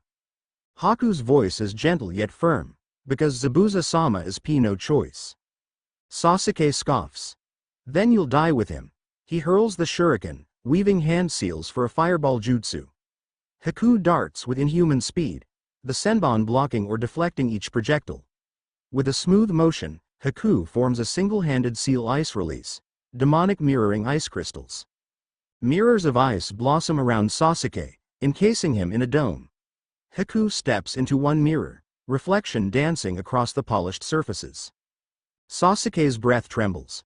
What is this jutsu? In an instant, Haku's silhouette flickers between mirrors, senbon flashing out. Sasuke twists, barely evading the razor-thin needles. A few slice his arms, drawing thin lines of blood. I can't see him. Naruto versus Zabuza. Pav shift. Amid the swirling fog, Naruto and Kakashi combine efforts against Zabuza. Kakashi's skill is evident. He's matching Zabuza move for move, reading him with the Sharingan. But Zabuza's raw strength still overwhelms at times. Naruto seizes an opening, lunging at Zabuza's side with a wind-laced kunai. Zabuza spins, blocking with the giant sword. Sparks erupt, the force sending Naruto skidding back. Stay back, brat, Zabuza growls. Kakashi capitalizes, launching a furious assault of taijutsu. For a moment, Naruto catches a glimpse of Sasuke trapped within Haku's ice mirrors. He's in trouble. Naruto curses under his breath. He wants to break away and help Sasuke, but Kakashi's still in a pitched battle with Zabuza. Go! Kakashi suddenly orders, parrying Zabuza's strike. I'll handle him. Help Sasuke. Naruto doesn't hesitate. On it, he flickers away, weaving through broken scaffolding and swirling mist, honing in on Sasuke's chakra signature. The ice dome. Sasuke in danger. Sasuke's breathing is ragged, multiple cuts stinging. Haku's speed is beyond anything he's faced.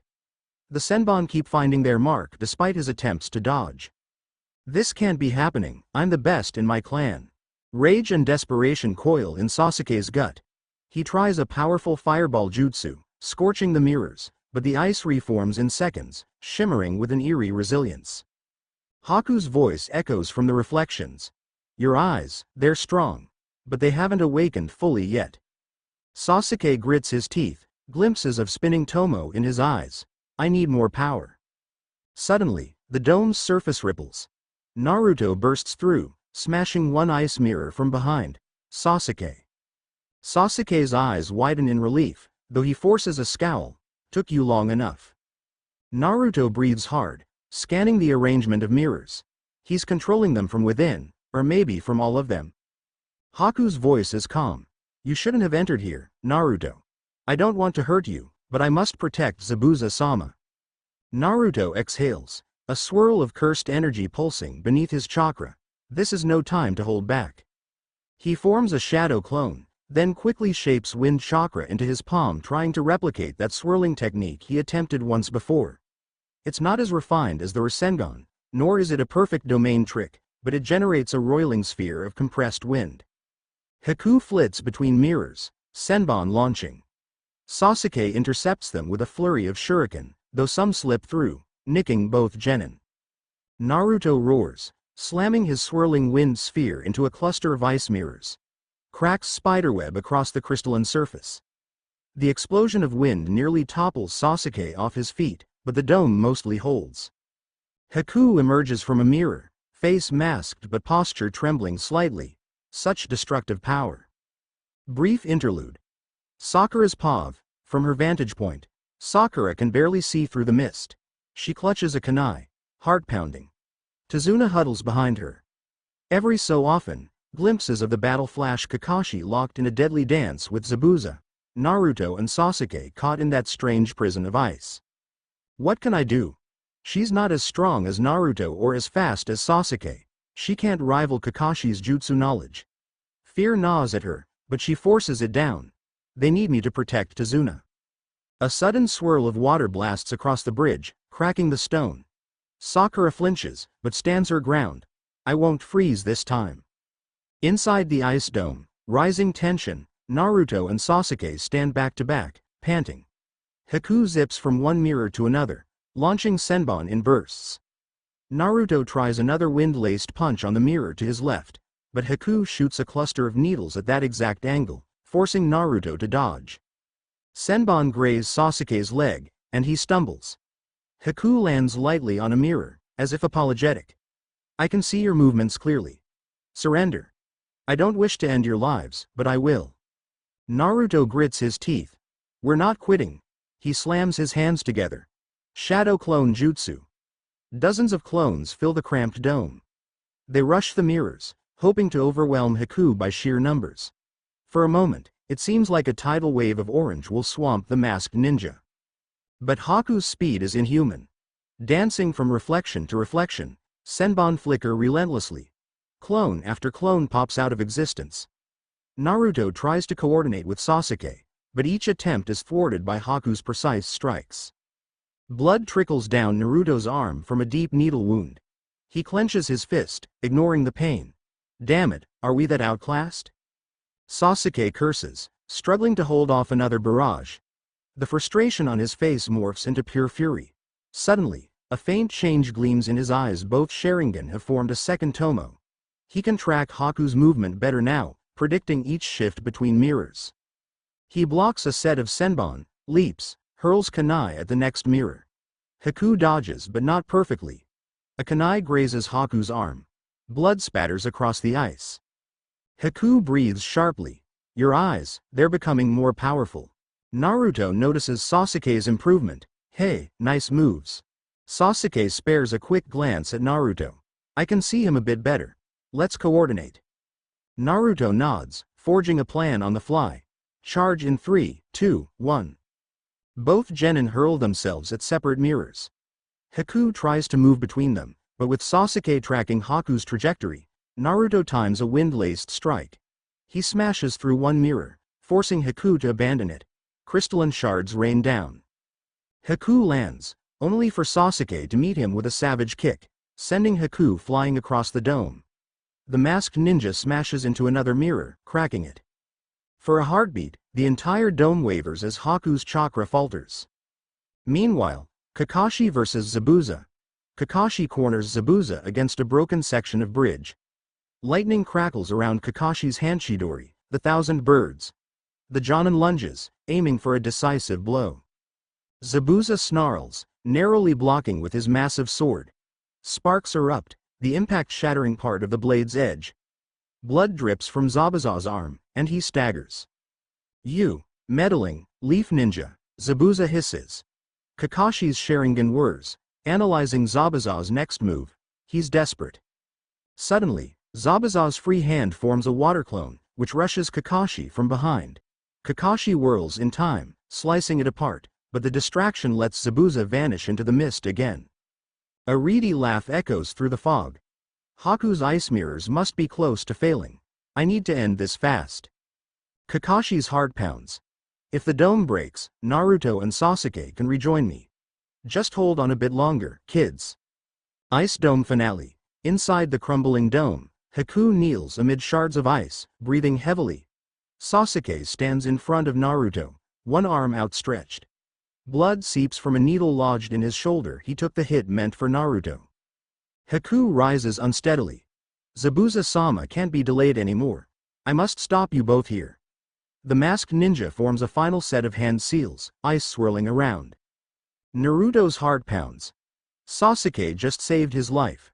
Something inside him roars in protest at the idea of losing a comrade he never wants to watch that happen. Aura flickers around Naruto, the Nine Tails chakra stirring in response to his fury. At the same time, a crackle of cursed energy weaves into that demonic swirl. I can't let Sasuke die.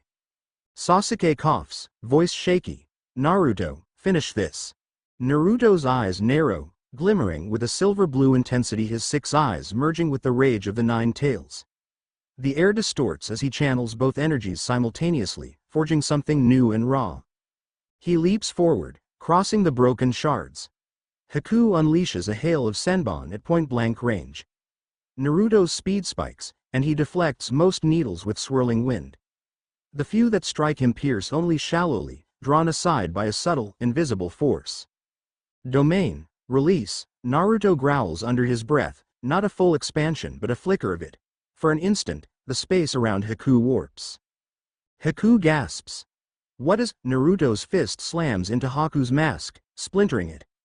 The combined might of wind, cursed energy, and the Nine Tails aura sends Haku flying backward, smashing through the last mirror. The entire ice dome collapses in a cascading crash of reflective shards. Haku skids across the bridge's surface, blood staining the shards. Dark hair spills out where the mask has cracked. The fighting aura dims, the ninja's body trembling. Naruto stands over Haku, chest heaving, fists clenched. The red haze around him flickers, then fades, leaving him feeling drained. Haku looks up, face half revealed, eyes brimming with sadness. Please, end it. Without me, Zabuza-sama can escape. Naruto hesitates, heart hammering. He can't forget Haku's earlier kindness, the gentle words and subtle empathy. Does it have to end like this? Sasuke staggers over, clutching his wounded shoulder. Naruto. Haku's eyes stray to Sasuke's injuries. Regret flickers across the ninja's face. You both are so strong, I'm sorry. Bridge center, Zabuza's last stand. The dome's collapse draws Kakashi's attention. Zabuza seizes the moment to attack. Sword raised, he aims to cleave Kakashi in half. Kakashi responds with a swift Chidori once more, electricity crackling. At that instant, Haku senses Zabuza's desperation. Summoning the last of their strength, Haku vanishes in a final burst of speed, appearing between Kakashi and Zabuza. Kakashi's eyes widen. Move, but it's too late. His lightning-charged hand pierces Haku's chest, dealing a fatal strike that was meant for Zabuza. Haku chokes, blood staining the broken mask further, then collapses. Zabuza stares, momentarily shocked. Haku, you idiot. Kakashi recoils, pulling his hand back, heart pounding. He never intended to kill Haku. The masked ninja's body hits the ground, motionless. Naruto and Sasuke watch from a distance, horrified. Naruto's knuckles go white. He can't process the swirl of conflicting emotions. Relief, sorrow, guilt. Why did Haku do that? Zabuza snarls, returning to form. Damn it, Haku, I never asked you to protect me like that. A savage rage seizes Zabuza. He lunges at Kakashi again, sword raised in trembling hands. But Kakashi is done holding back. In a blur, he disarms Zabuza, delivering a punishing blow that knocks him to his knees. Before Kakashi can strike again, a swarm of armed men rushes onto the bridge. Gojo's thugs. Gojo's thugs and the turning tide, led by the diminutive crime lord himself. The goons brandish spears and swords. Gojo sneers at Zabuza's weakened form. So, you failed to kill the bridge builder. A real demon of the mist, huh? Zabuza glares at Gojo, panting. I'll kill you, for double-crossing me. Gojo laughs. You're in no shape to do anything. Men, finish them off. The thugs advance, swirling around. Sakura rushes to Tezuna's side, brandishing a kunai, but fear twists her stomach, there are so many. Naruto, eyes still burning with leftover fury, steps forward. I refuse to let these scum win. He forms a line of shadow clones, each crackling with a trace of cursed energy. You want to fight? Fine. The thugs hesitate, seeing the unstoppable aura Naruto emits. Sasuke grits his teeth and pulls up beside Naruto, ignoring the pain in his shoulder. I can fight too. Kakashi stands at the ready. Even Sakura steadies her stance, determined not to freeze. Suddenly, a guttural snarl comes from Zabuza. Despite his injuries, he forces himself upright, grabbing what's left of his sword. Back off, leaf brats. Gojo is mine. He charges into the fray, cleaving through the startled bandits. It's savage and chaotic Zabuza's final stand. Naruto and the others tear into the mass of goons, driving them off with a combination of clones and ninjutsu. Gojo tries to flee, but Zabuza catches him. With a final slash, the crime lord falls, screaming. Zabuza sinks to his knees, chest heaving. The rest of the mercenaries scatter in terror, no longer paid to fight. Within minutes, the bridge is mostly cleared. Aftermath on the bridge. Silence settles. Bodies, shattered debris, and the thick scent of salt and blood. Tezuna stands trembling, relief etched on his weathered face. Sakura exhales shakily, lowering her kunai. Sasuke collapses to one knee, exhaustion winning out. Naruto walks to where Haku lies unmoving.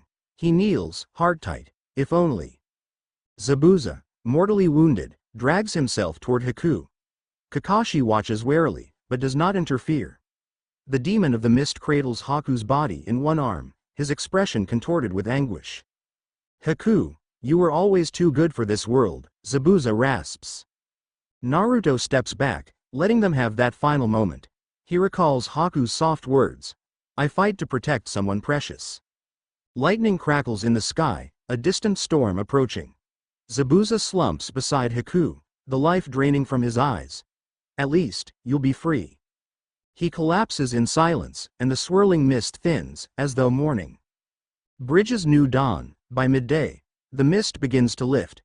Tezuna's workers gather, shaken but determined to complete the bridge. The threat of Gojo is gone for good. Sasuke is propped against a railing, bandaged by Sakura. I'm fine, he mutters, though he clearly hurts. Kakashi stands by Naruto, watching as villagers from the Land of Waves approach. Inari, Tezuna's grandson, leads a small group carrying tools and supplies. They want to help rebuild their home. Now that Gojo's tyranny is over, Tezuna explains, voice shaky with emotion. Naruto nods, faint pride in his eyes. We did it. We really helped. A quiet moment. Naruto and Sakura. Later, with the immediate danger past, Sakura finds Naruto leaning against the bridge railing, gazing out at the sea. She approaches hesitantly. You okay? She asks softly. He lets out a shaky breath. Not really. Haku died, and I can't shake the feeling that maybe it didn't have to end that way. Sakura lays a gentle hand on his shoulder. We did what we had to do. They made their choices, Naruto.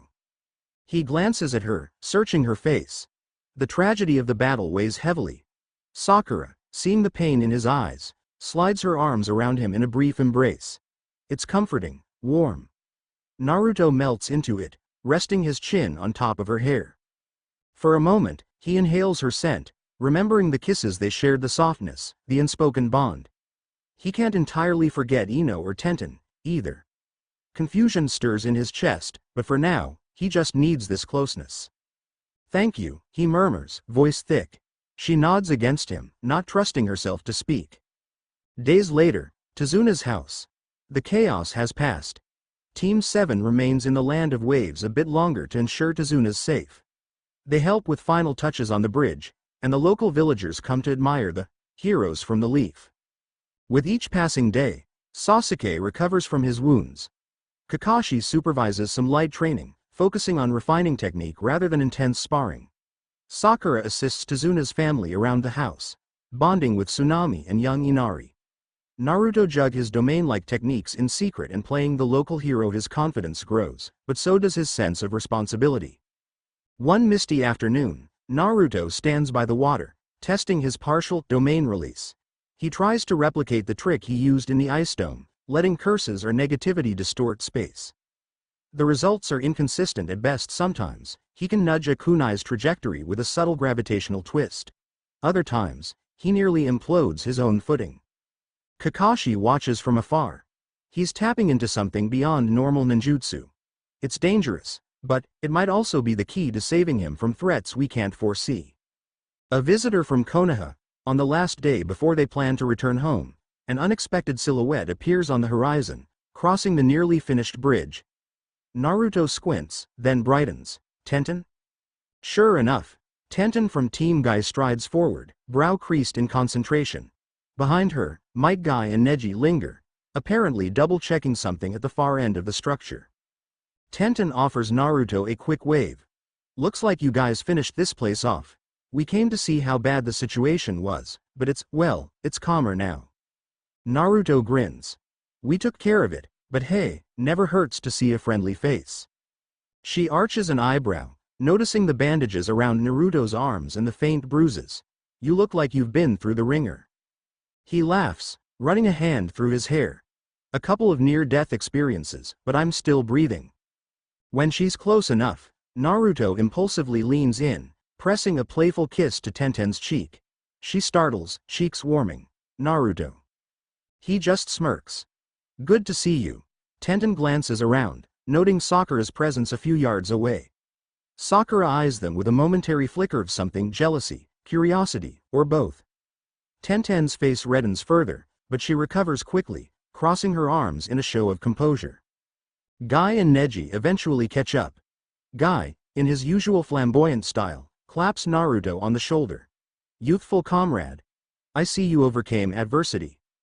Neji observes Naruto silently, the Byakugan user's expression unreadable. So it's true your team defeated a rogue ninja. Impressive. Naruto shrugs. It was a team effort. Tenten exchanges a few words with Sakura, gleaning the gist of what went down. Zabuza, Haku, Gojo's mercenaries. The atmosphere feels heavy. Final farewell to the land of waves. The next morning, under a brightening sky, Team 7 gathers their belongings and lines up beside Tazuna at the edge of the newly completed bridge. Villagers stand by, thanking them profusely for freeing the land from Gojo's tyranny. Inari hugs Naruto's waist, eyes teary. Don't forget us, big bro. Naruto ruffles the kid's hair. No way. Keep building your courage, all right? Tsunami bows politely, voice wavering with gratitude. Thank you for saving my father.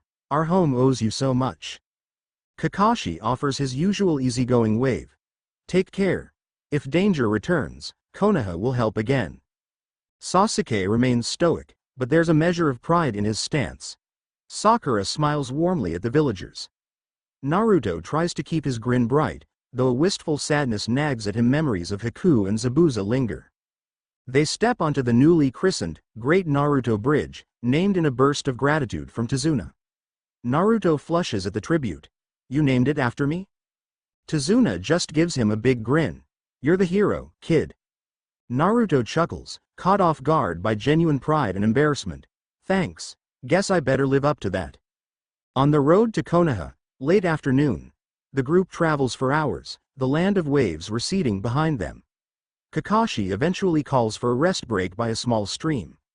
Sakura uses the chance to check on Sasuke's bandages, while Naruto rummages for snacks in his pack. Keep an eye on your injuries, Sakura tells Sasuke, tying fresh gauze around his forearm. He winces but mutters, I'm fine.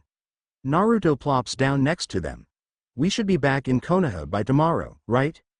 Kakashi nods. Yes, then we'll report to the Hokage. Sakura's gaze drifts to Naruto. That means your secret might come up again about your parents. The Hokage said he'd tell you more, right? Naruto's stomach tightens. He did.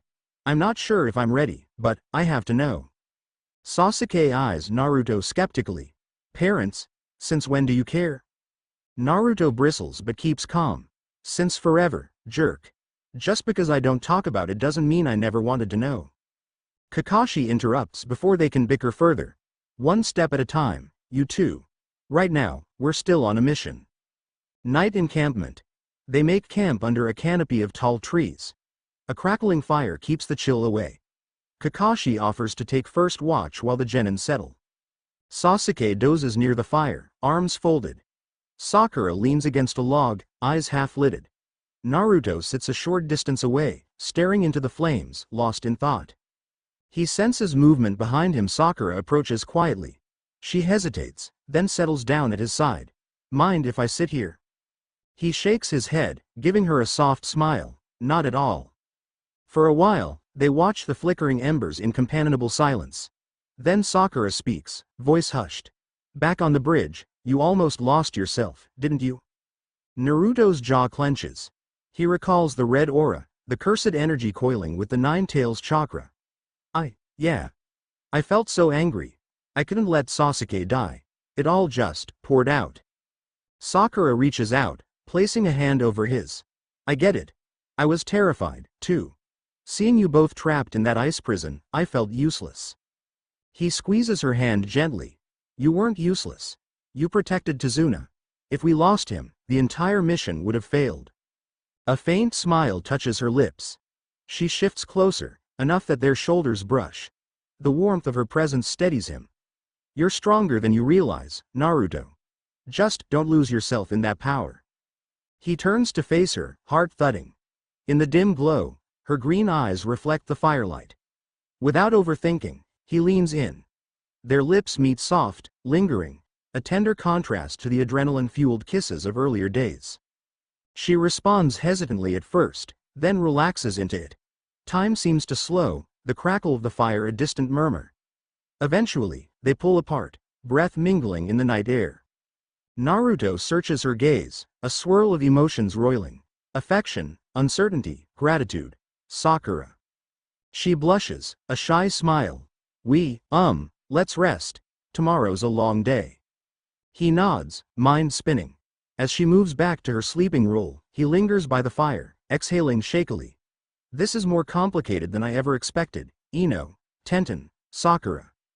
He can't deny the pull he feels toward each of them for different reasons.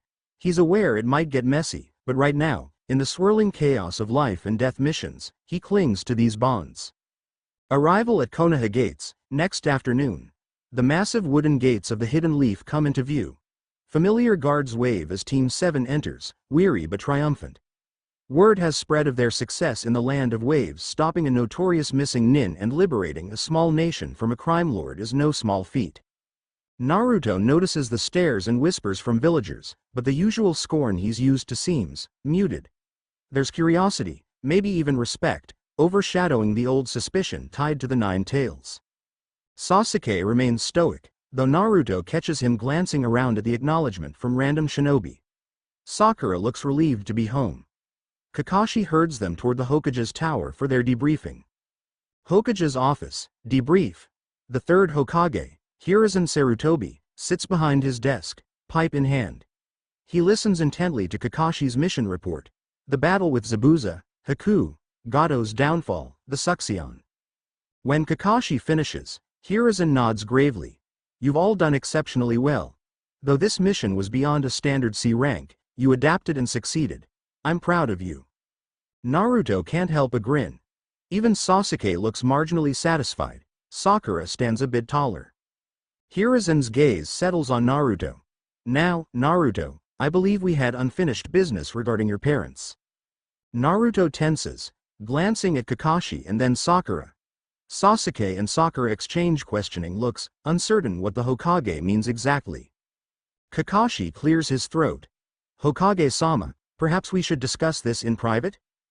Hiruzen shakes his head. Team 7 has proven themselves. It may be best if they all understand, at least to some extent. Naruto's pulse quickens. Finally, answers. Hiruzen steeples his fingers. As you learned, your parents were not ordinary shinobi. They hailed from a hidden society that deals in cursed energy. Your father, Gojo Saturo, was reputed to have an ability called the Six Eyes, a powerful ocular jujutsu. Your mother, Mei, specialized in manipulating curses for profit. We do not have all the details, but they entrusted you to me, believing Konoha would give you a measure of protection. Sakura and Sasuke stand speechless. Kakashi watches Naruto carefully. Naruto clenches his fists. Why did they leave? Were they in danger? Hiruzen sighs. We suspect they were hunted by rival jujutsu sorcerers or dangerous curses that sought to exploit or destroy them. They believed that if you stayed with them, you would be targeted before you could defend yourself. A flurry of emotions churns in Naruto. Anger, confusion, yearning. So they just disappeared, and never came back. Hiruzen's expression softens. They visited secretly, once or twice, from what my records show. But they never stayed. Perhaps they feared drawing trouble here. Sasuke breaks his silence. That's insane. Another hidden realm of power outside the shinobi system? Kakashi nods. Yes, there are many mysteries beyond the 5 great nations. Naruto's family hails from one such place. Sakura places a hand on Naruto's arm. He doesn't shrug it off.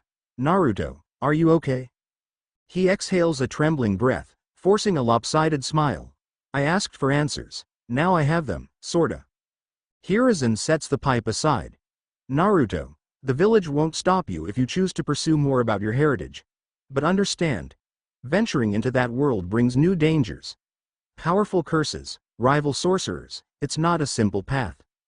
Naruto meets the Hokage's gaze, determination flaring.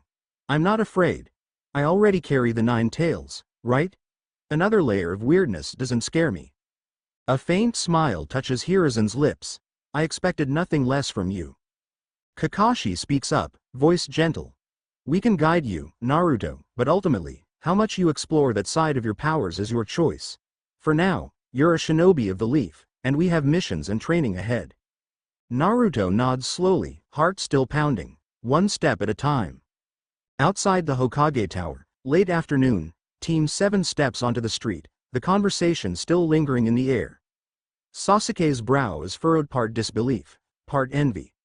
Sakura glances at Naruto with open concern. Kakashi excuses himself, citing important matters to attend to. The 3 genin walk in silence for a bit, weaving through the bustling marketplace. Finally, Naruto gives a short laugh, trying to break the tension. Guess I'm not just the fox kid anymore. Sakura shoots him a sympathetic look. Naruto, you don't have to pretend you're fine. He shrugs, though there's a flicker of rawness behind his eyes. I'll deal with it. Besides, he suddenly flashes his trademark grin. I'm still me, right? Sasuke grunts. Whatever. Just don't let it go to your head. He looks away, though there's a hint of reluctance in his tone. Despite everything, Sasuke can't deny Naruto's growth, and he's not sure how he feels about that. Sakura tucks a strand of hair behind her ear, relieved Naruto isn't shutting down. We just got back from a tough mission. How about we meet at Ichiraku for dinner? My treat. Naruto's eyes light up at the mention of ramen. You're on. Sasuke hesitates, then shrugs. Fine. Ichiraku ramen stand, evening. Steaming bowls line the counter as Tuchi and Ayame deliver fresh ramen. Naruto practically vibrates with excitement. Extra pork, please. Sakura sips hers more calmly, occasionally stealing glances at Naruto. Despite his outward cheer, she can tell he's still grappling with a whirl of emotions. Sasuke stares at his bowl, lost in his own thoughts.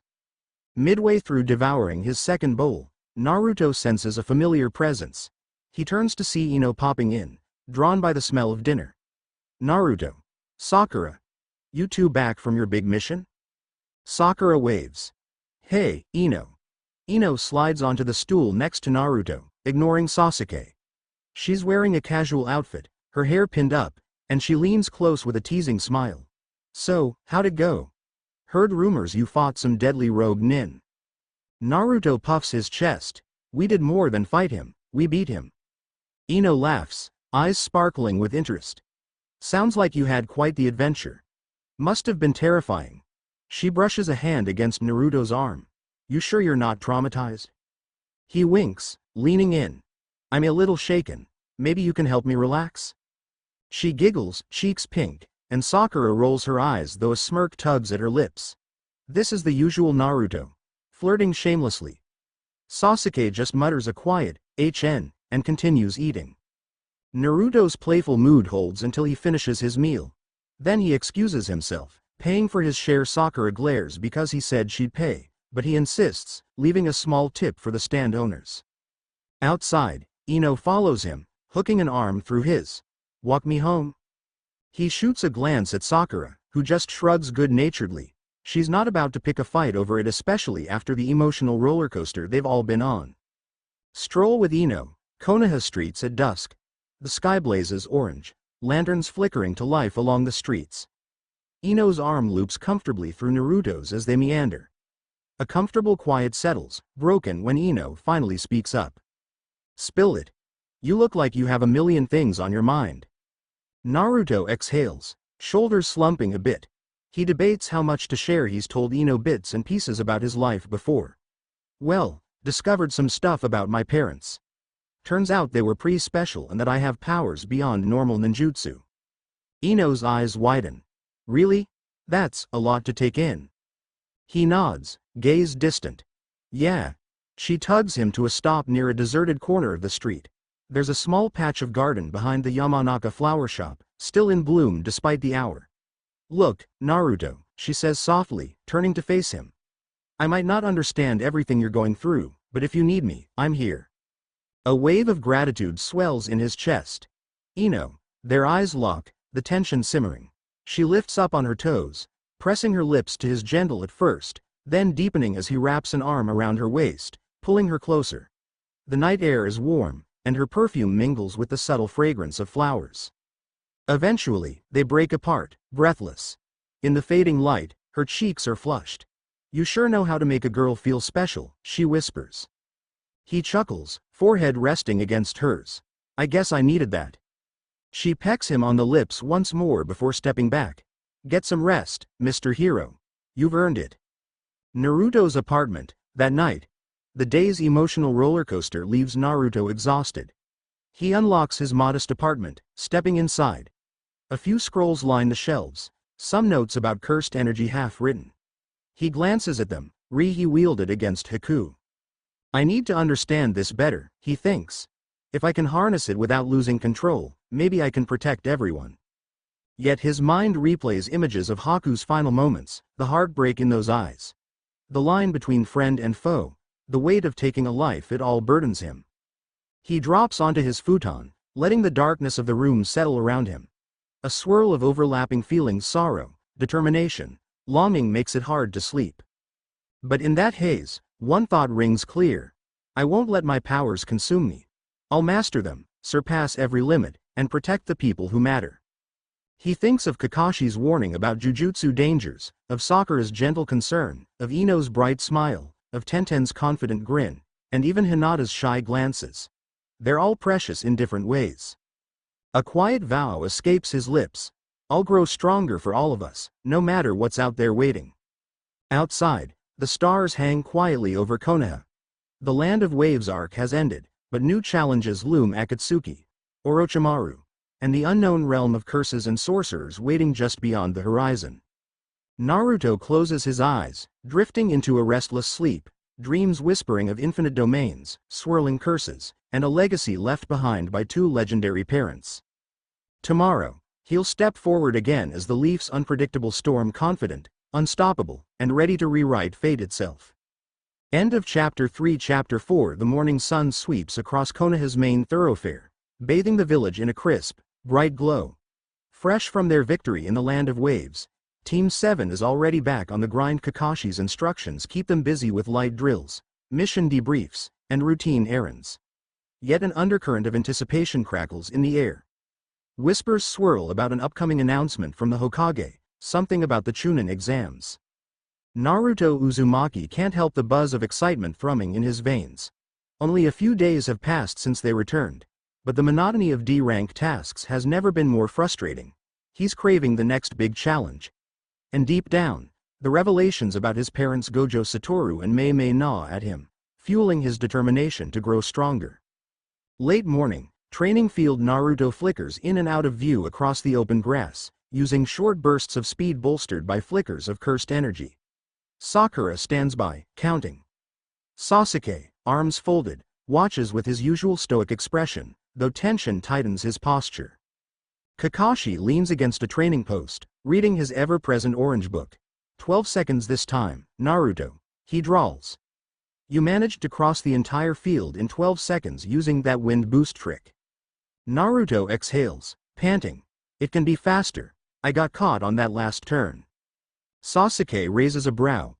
You keep bragging about your speed, but if you don't refine your technique, you'll crash into something mid-battle. Naruto grins. Worried I'll leave you in the dust? Before Sasuke can reply with something snarky, Kakashi shuts his book. All right, that's enough. The Hokage requested our presence at noon. Let's get cleaned up and head over. Sakura straightens, curiosity lighting her face. Think it's about the Chunin exams?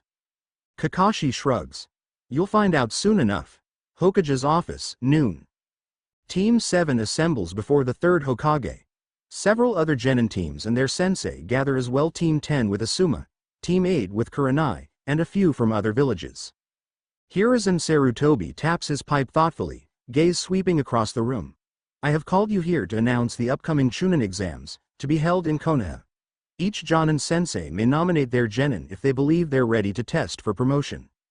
A ripple of excitement spreads through the crowd. Naruto catches sight of Ino waving subtly at him from across the room. She's standing with Shikamaru and Choji. He sends her a discreet wink, which earns a playful roll of her eyes. Kakashi steps forward when the Hokage's words finish echoing. I, Hitaki Kakashi, nominate my squad Naruto Uzumaki, Sasuke Uchiha, Sakura Haruno to participate in the Chunin exams. Sakura's eyes widen in delight. Sasuke remains cool, though a hint of satisfaction lingers in his smirk. Naruto pumps his fist triumphantly. Yes, I knew it. Settle down, Kakashi mutters, but his tone is light. Kurenai nominates Team 8 Hinata, Kiba, Shino. Asuma follows suit with Team 10 Ino, Shikamaru, Choji. The announcement sparks a low rumble of conversation in the room. Hiruzen nods, pleased. Very well. The first stage of the exams begins in a week. Prepare yourselves. Naruto's POV, outside the tower. The bustle of ninja pours out of the Hokage tower. Excitement in the air. Naruto lingers by the steps, scanning the sea of familiar and not so familiar faces. He spots Tenten with her teammates, Lee and Neji, listening to Might Guy's boisterous pep talk. Her eyes flick up and meet Naruto's. She inclines her head in greeting, lips curving in a subtle smile. Ino sidles up, bumping him with her shoulder. Hey, I guess we're all in the exams together. Ready to get your butt kicked? He raises an eyebrow. By who? You. She laughs, leaning in. Don't underestimate me. Yamanaka clan techniques, remember? Naruto slips an arm around her waist in a brief, bold gesture that makes her cheeks flush. Then I'll look forward to seeing them in action. From a few feet away, Sakura catches the exchange, crossing her arms. There's a flicker of something in her eyes, annoyance, maybe jealousy, or simply exasperation at Naruto's playboy streak. Naruto pretends not to notice, letting Ino go with a cheeky grin. Sakura, Ino says brightly, turning to greet her old rival. Let's keep things friendly in the exams. Though you know I'm going for the win. Right. Good luck, Ino Pig, Sakura replies, tone half teasing, half challenging. But there's less venom behind it than in their academy days. They exchange a moment of mutual understanding, rivals, yet friends.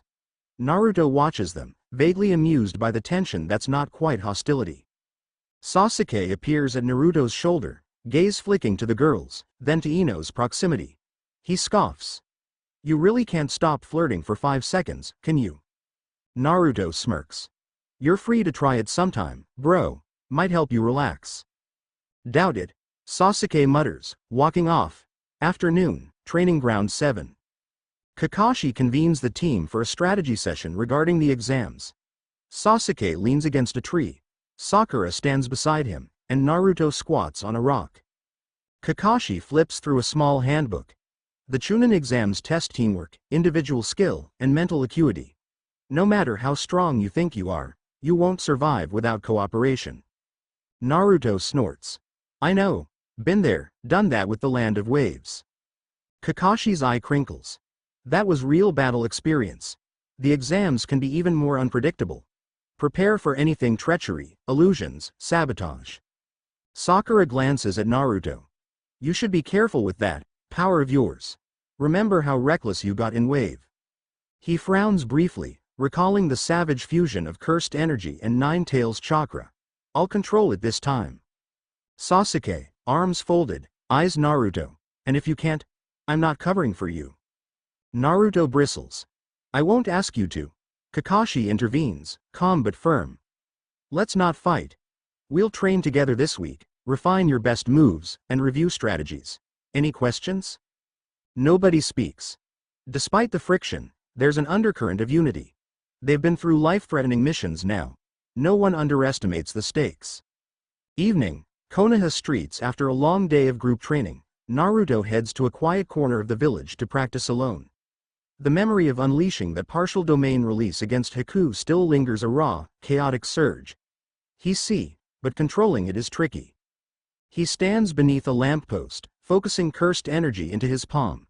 The air around his hand warps slightly, as though light is bending. He tries to nudge a stray pebble on the ground, and it rolls on its own. It's a subtle gravitational push, something he's been experimenting with since returning from Wave. Not bad, a voice remarks. He whirls to find Tenten observing from a few steps away. She's got her arms crossed, a curious tilt to her head. That's not normal ninjutsu. Naruto exhales, letting the energy fade. No, it's something else I picked up. I'm still figuring it out. Tenten steps closer. You're full of surprises, Naruto. First insane speed, now weird distortions. She gestures at his hand. You sure it's safe? He shrugs. Probably as safe as summoning giant weapons out of scrolls and throwing them at people. She laughs softly. Touché. A comfortable pause follows. Naruto studies her face under the soft glow of the lamppost. Tenten's gaze holds a challenge, an invitation. The tension from training, the excitement of the upcoming exams, all converge into a heady moment. "Want to see something else I've been working on?" he asks, voice dropping. She arches a brow. Depends. Is it going to blow up this street? He smirks. No fireworks this time. He moves in, playful confidence radiating. She doesn't step back. Instead, she meets him halfway, lips brushing in a quick, heated kiss. It's different from the tender goodbyes in Wave, a little more daring, maybe fueled by the upcoming competition. She lingers against him, her heartbeat pounding through the quiet evening. When they separate, Tenten's cheeks are faintly flushed, but her eyes gleam. I guess that's one way to show off your technique. Naruto grins, letting the rush of the moment ground him. You're pretty fun to train with. She mock punches his shoulder, laughing. All right, hotshot. Don't get cocky. Then her tone softens. Anyway, good luck, Naruto. I'm sure we'll cross paths in the exams. They exchange a final fleeting look before Tenten heads off, disappearing into the darkness with a small wave. Naruto stands there, adrenaline humming. Harem life is complicated, but I'm not complaining. Night. Naruto's apartment. Inside his modest space, Naruto flips through a handful of notes referencing jujutsu, curses, and domain expansions. Nothing is too detailed, just scraps he saved from the scroll of seals and memory fragments. Each piece hints at insane possibilities. Illusions that warp reality, energies that can obliterate curses in a blink. A faint frustration wells up. I barely know where to start. Do I focus on standard shinobi skills to pass the exams or try to master this cursed power? He recalls the Hokage's warning about lurking dangers, people who might seek him out, enemies of Gojo, Saturo, and Mei. One day, they could appear. I need to be ready. His mind drifts to Hinata, Ino, Sakura, Tenten, each dynamic swirling in its own direction. A smirk tugs at his lips. Life's definitely not boring anymore. Sleep doesn't come easily, but eventually fatigue wins out. The night passes in a haze of uncertain dreams. Morning. Training field with Hinata. Kurenai's teammate occupies a portion of the training field. Hinata is practicing her Byakugan palm strikes against a wooden dummy, face set with quiet focus. Naruto arrives, exchanging quick greetings with Kiba and Shino. He's here on Kakashi's casual suggestion. Test your speed and reflexes against a Hyuga once in a while. Kurenai nods to Naruto. Don't overdo it. Hinata's skilled, but she's still a bit shy in combat. Hinata blushes at the mention of her name, fiddling with her sleeves. I'll do my best. Naruto smiles, stepping into a sparring stance. Show me what you've got, Hinata. They begin slowly, Hinata using gentle palms to strike. Naruto weaves around her attacks, testing his reflexes. Every move of hers is precise, measured. She's not as flashy as Neji, but she has potential. Focus, Hinata. Kiba calls. She steels herself, activating the Byakugan. Her strikes come sharper now, forcing Naruto to dodge more seriously. He counters with a swirl of wind chakra to nudge her away. She stumbles back, eyes wide but determined. Naruto senses a spike of adrenaline in her. A shy person can be fierce in a fight. He decides to ramp up just a bit, letting a faint ripple of cursed energy enhance his speed.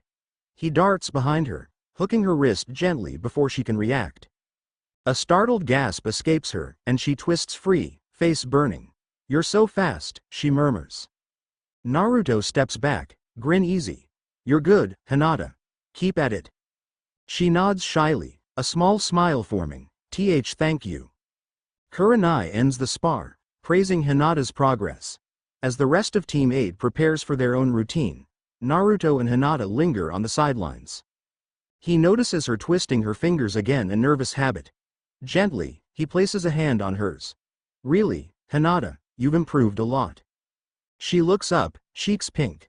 I want to keep getting stronger so I can stand next to people like you.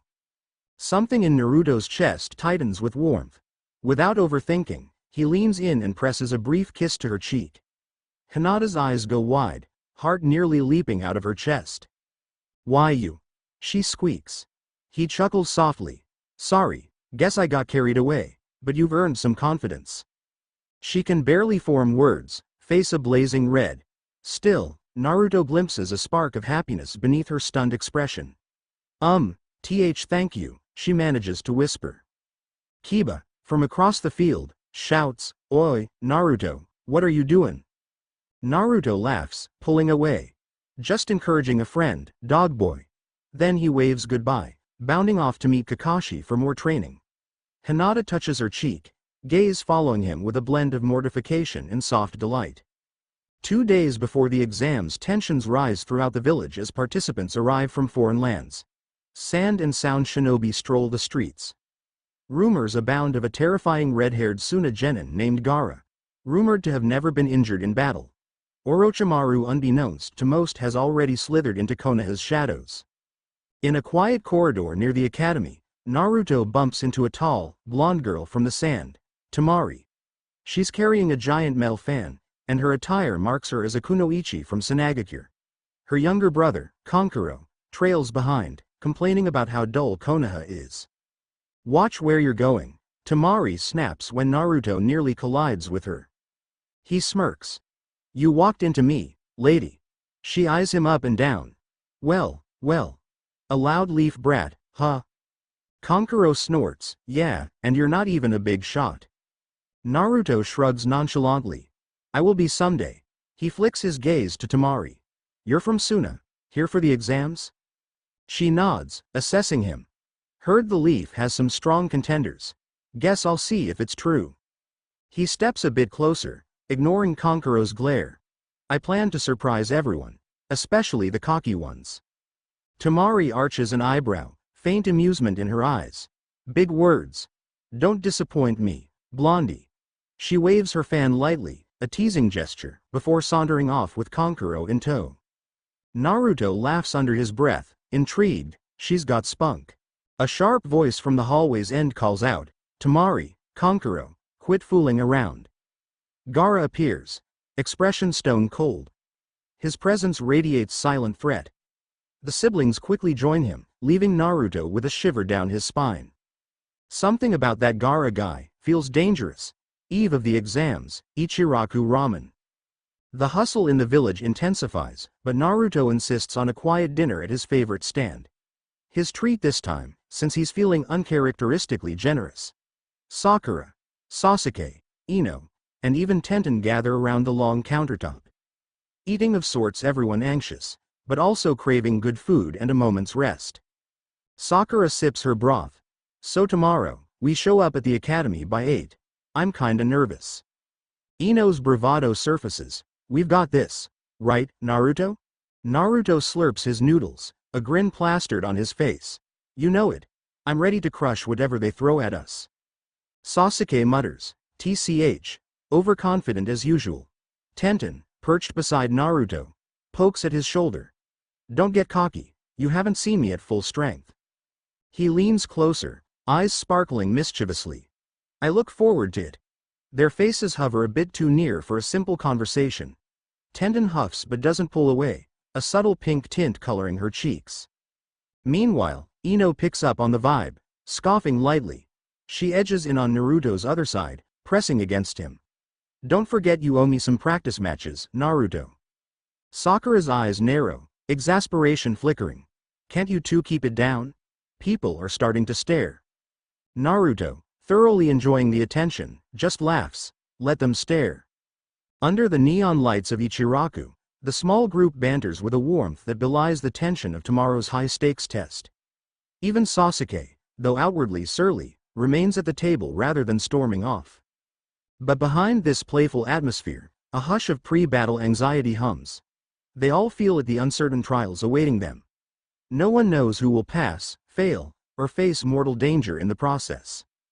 Late night, Naruto's apartment alone again. Naruto stares at his reflection in the mirror. His 6 eyes glimmer faintly, picking up on subtle traces of negative energy that swirl around the village. Orochimaru's infiltration, though he's unaware of the specifics, sends ripples through the spiritual fabric of Konoha. He clenches his fists, steeling himself. I won't let fear control me. I'm done being just the Nine-Tails kid, or a possible jujutsu freak. I'm me. He paces, restless. Romantic entanglements, friends, rivals, hidden threats, everything collides into one jumbled mess in his head. But despite the chaos, he feels an underlying excitement and eagerness to prove himself, to leap forward into the unknown. Tomorrow's the first step. Chunin exams, let's go. Morning of the Chunin exams. Academy entrance. Dozens of genin funnel through the academy's main gate, wearing headbands from different villages. Some are older, some younger, each with a distinct vibe. The tension is palpable. Glares, smirks, hushed whispers about who's strong and who's cannon fodder. Naruto arrives with Sakura and Sasuke, the trio drawing a few pointed stares. Word has spread about their battle in the land of waves. Ino, Shikamaru, and Choji quickly join them. Kiba, Hinata, and Shino follow suit. Tenten, Neji, and Lee stand a few steps away, conversing with Might Guy. A loud argument breaks out near the building's double doors, where Rock Lee is challenging Sasuke to a pre-exam fight. Sasuke, eye-twitching, tries to dismiss him, but Lee insists. Naruto chuckles at Sasuke's predicament. Neji, calm yet disdainful, shakes his head. Lee, focus on the actual test. Lee persists until Tenten tugs him back by the collar. Enough, Lee. Show them your strength during the exams. Sasuke exhales in relief. Naruto cackles. You almost had a warm-up match there. Sasuke shoots him a glare. I don't need you narrating. They step inside the academy, winding through corridors jammed with participants. It's easy to get lost in the sea of uniforms and headbands. Everyone is on edge, trying to scope out the competition. Suddenly, a commotion arises at the end of the hallway. 2 older genin block the doors to the designated exam room, claiming only the truly strong can pass. Naruto squints, noticing a subtle genjutsu scrawled on the wall behind them. The door sign is mislabeled. Sakura, keen-eyed, catches it too. It's a trick, she murmurs. They're messing with us before the real test. Naruto strides up to the pair, an uncharacteristic calm in his voice. Nice try, but I think the room we want is on the next floor. The older genin grin. So you saw through it. Impressive, but are you sure you're ready? One extends a hand. Show me what you've got, tough guy. Before Naruto can engage, Sasuke steps in, eyes narrowed.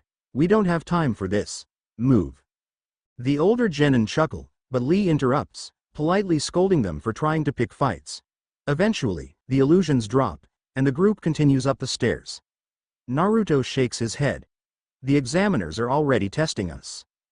Exam hall. First stage gathering. They enter a large classroom lined with rows of desks. The tension is almost suffocating. Naruto spots Gaara standing near a corner, arms folded over a gourd. Temari and Kankuro flank him, both scanning the crowd. Across the room, a tall sound ninja with bandaged arms chatters menacingly about testing out new jutsu. Everyone seems to be eyeballing one another, sizing up potential threats. Sakura's breath quickens. So many, the pressure's insane. Naruto, though he feels the weight, maintains a confident smirk. I've dealt with worse than intimidation. A voice booms from the front. Take your seats. The first stage of the Chunin exams is about to begin. Ibiki Morino, scarred and imposing, steps forward. I am the proctor for this round. Listen carefully. Naruto tunes in, heart pounding. It's a written test, but obviously not just about knowledge. They'll test our information gathering, infiltration skills, or something like that. He glances around, noting the subtle angles of the proctor's line of sight.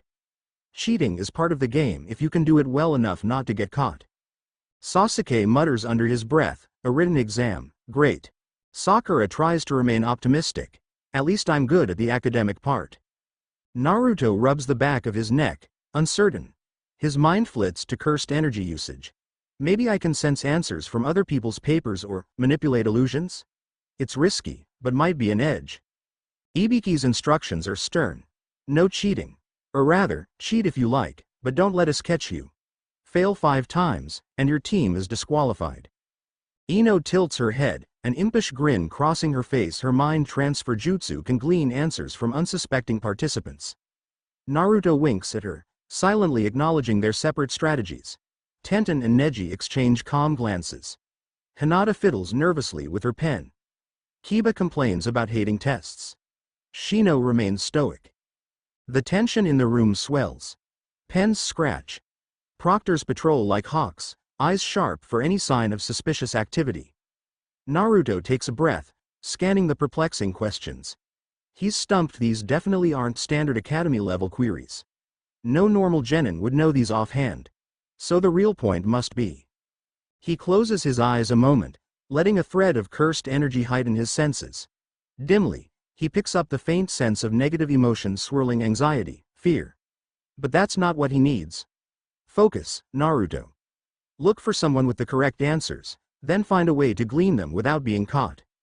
Subtly, he releases a minuscule wave of domain-like awareness, just enough to sense changes in pressure around him. The faint outlines of hand movements at certain desks pop into his mind's eye, a detail of illusions. He pinpoints 1 or 2 participants who seem too calm, as if they know the material. Slowly, he times his glances to coincide with proctor movements, gleaning bits from their papers. He's not perfect at it, but it's something. A hush drapes over the hall, punctuated only by scribbling pens and occasional mutters of frustration. The drama unfolds in small gestures. Someone tries to cheat. A proctor swoops in, marks a black slip, disqualifies them. Suspense churns in the pit of everyone's stomach. Naruto continues to piece together the puzzle. Just gotta avoid drawing. Passes intense silence. Finally, Ibiki calls, pencils down. The 10th question will be given shortly, but first, there's a choice. He explains the high-stakes gamble. Anyone who takes the final question and gets it wrong fails, never to retake the exams. Those who walk away now can come back next time, no penalty. It's a psychological hammer: fear or confidence. Sakura glances at Naruto, whispering, if we guess wrong, we're done. Should we risk it? Naruto's heart thunders. No way, I'm backing down. He meets Ibiki's gaze head on. Bring it on. I'm not quitting. One by one, participants waver. Some exit, others stay. Soon, the room's population thins. At last, Ibiki smirks. Those who remain, pass. There is no 10th question. A collective gasp echoes. Naruto's jaw drops. Huh? We pass just like that? Ibiki explains the purpose of the mind game: testing resolve, the willingness to risk it all.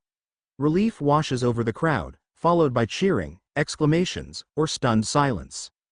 Naruto slumps back in his seat, a grin splitting his face. Yes, 1 stage down.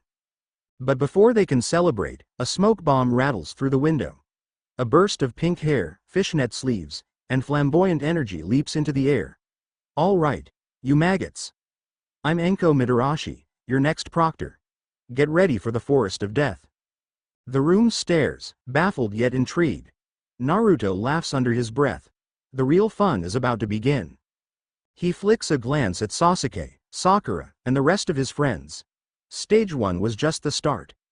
The next step is where battles get real, trust gets tested, and powers pushed to the breaking point.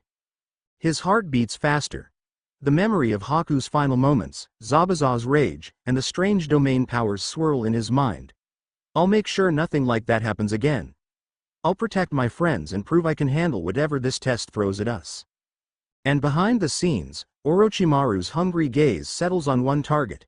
The unusual blonde with mesmerizing eyes who radiates a power beyond ordinary shinobi. The stage is set for conflict that will challenge everything Naruto thinks he knows about curses, about ninjutsu, and about his own destiny. End of Chapter 4. Chapter 5. The bright mid-morning sun hovers above Konoha's forest of death, painting the tall iron fence in stark relief. Genin from every participating village gather around the entrance, buzzing with anticipation and, for many, dread. Towering trees loom like silent sentinels, their foliage so dense it's impossible to see what lies within. Danger radiates from beyond that fence, an oppressive aura that promises this second test will be nothing like the first. Naruto Uzumaki joins his teammates, Sasuke Uchiha and Sakura Haruno, in a small cluster. Nearby, Ino, Shikamaru, and Choji converse in hushed tones. Kiba jokes with Hinata and Shino, though tension quivers beneath every word. Tenten, Neji, and Lee stand together, listening intently to Might Guy's last-minute pep talk. Further out, the trio from the Sandgara, Tamari, Kankuro linger in ominous quiet. And among them all, the newly arrived Sound Nin exude a sharp-edged menace. Enko Mitarashi, the proctor, strides to the front, fishnet sleeves and short purple hair giving her a dangerous edge. She flashes a bright, almost sadistic smile at the assembled group. All right, brats, she calls, voice slicing through the chatter. Welcome to the forest of death, your next step toward becoming Chunin. This stage will push you to your limits. If you're squeamish, quit now. A hush descends. Naruto senses his own heart pounding with excitement rather than fear. I've already faced life or death before, he thinks, recalling the battle with Zabuza and Haku in the Land of Waves. I'm ready. At the fence perimeter, Enko issues each team a pair of scrolls. Heaven, or Earth. The objective: survive 5 days in the forest, reach the tower in the center with both scroll types. Combat is guaranteed, collaboration or betrayal lurks around every tree. As Team 7 receives their scroll, Naruto notices Sakura's tight grip on it. Sasuke stands tense, scanning the competition. Naruto's own gaze flickers about, picking up on flickers of negativity, a swirl of malicious intent he senses more keenly now, thanks to his developing jujutsu-based awareness. Enko's gaze lingers momentarily on Naruto's unusual eyes. She remembers the rumors. A kid with monstrous power, who's rumored to have done things no genin should. But she quickly refocuses, raising her voice so everyone can hear. Sign your liability waivers if you haven't already. This is not a playground, people have died in here, and if you can't handle that reality, you're free to give up now. No one moves. Nervous shuffles, sure, but nobody steps back. Enko's grin widens.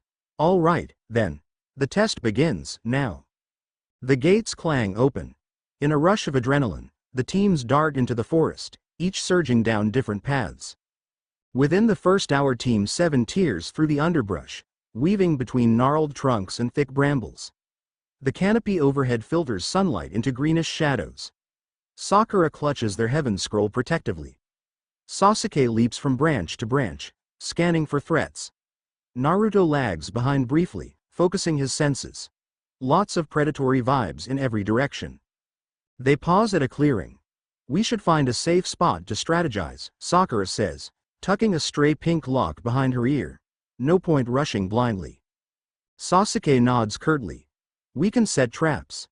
Wait for a weaker team to pass, ambush them for their scroll if it's Earth. Naruto's face scrunches, less enthusiastic about surprise attacks, but he understands the practicality. Fine. Let's just not waste too much time. The more we linger, the higher the chance we get ambushed. They stake out a tall tree with thick foliage, climbing up to hide among the leaves. From there, Sasuke sets small tripwire traps below, while Sakura keeps an eye out for illusions or clones that might approach. Naruto, perched on a higher branch, half closes his eyes, letting a faint domain-like sense expand. I'll pick up on negative emotions if someone's actively hunting us. Minutes crawl by. The rustle of leaves, caws of distant birds, and the hum of insects fill the tense silence. Confrontation. The first ambush, their caution pays off. A faint snap of twigs signals intruders. 3 rain nin slip through the brush, each scanning the surroundings. They're on edge, eyes darting. Naruto catches the malicious swirl of their intent, fear mixed with aggression. They're searching for prey. Sasuke tenses, nodding at Sakura. Sakura quietly readies a kunai. Naruto stands, adrenaline spiking.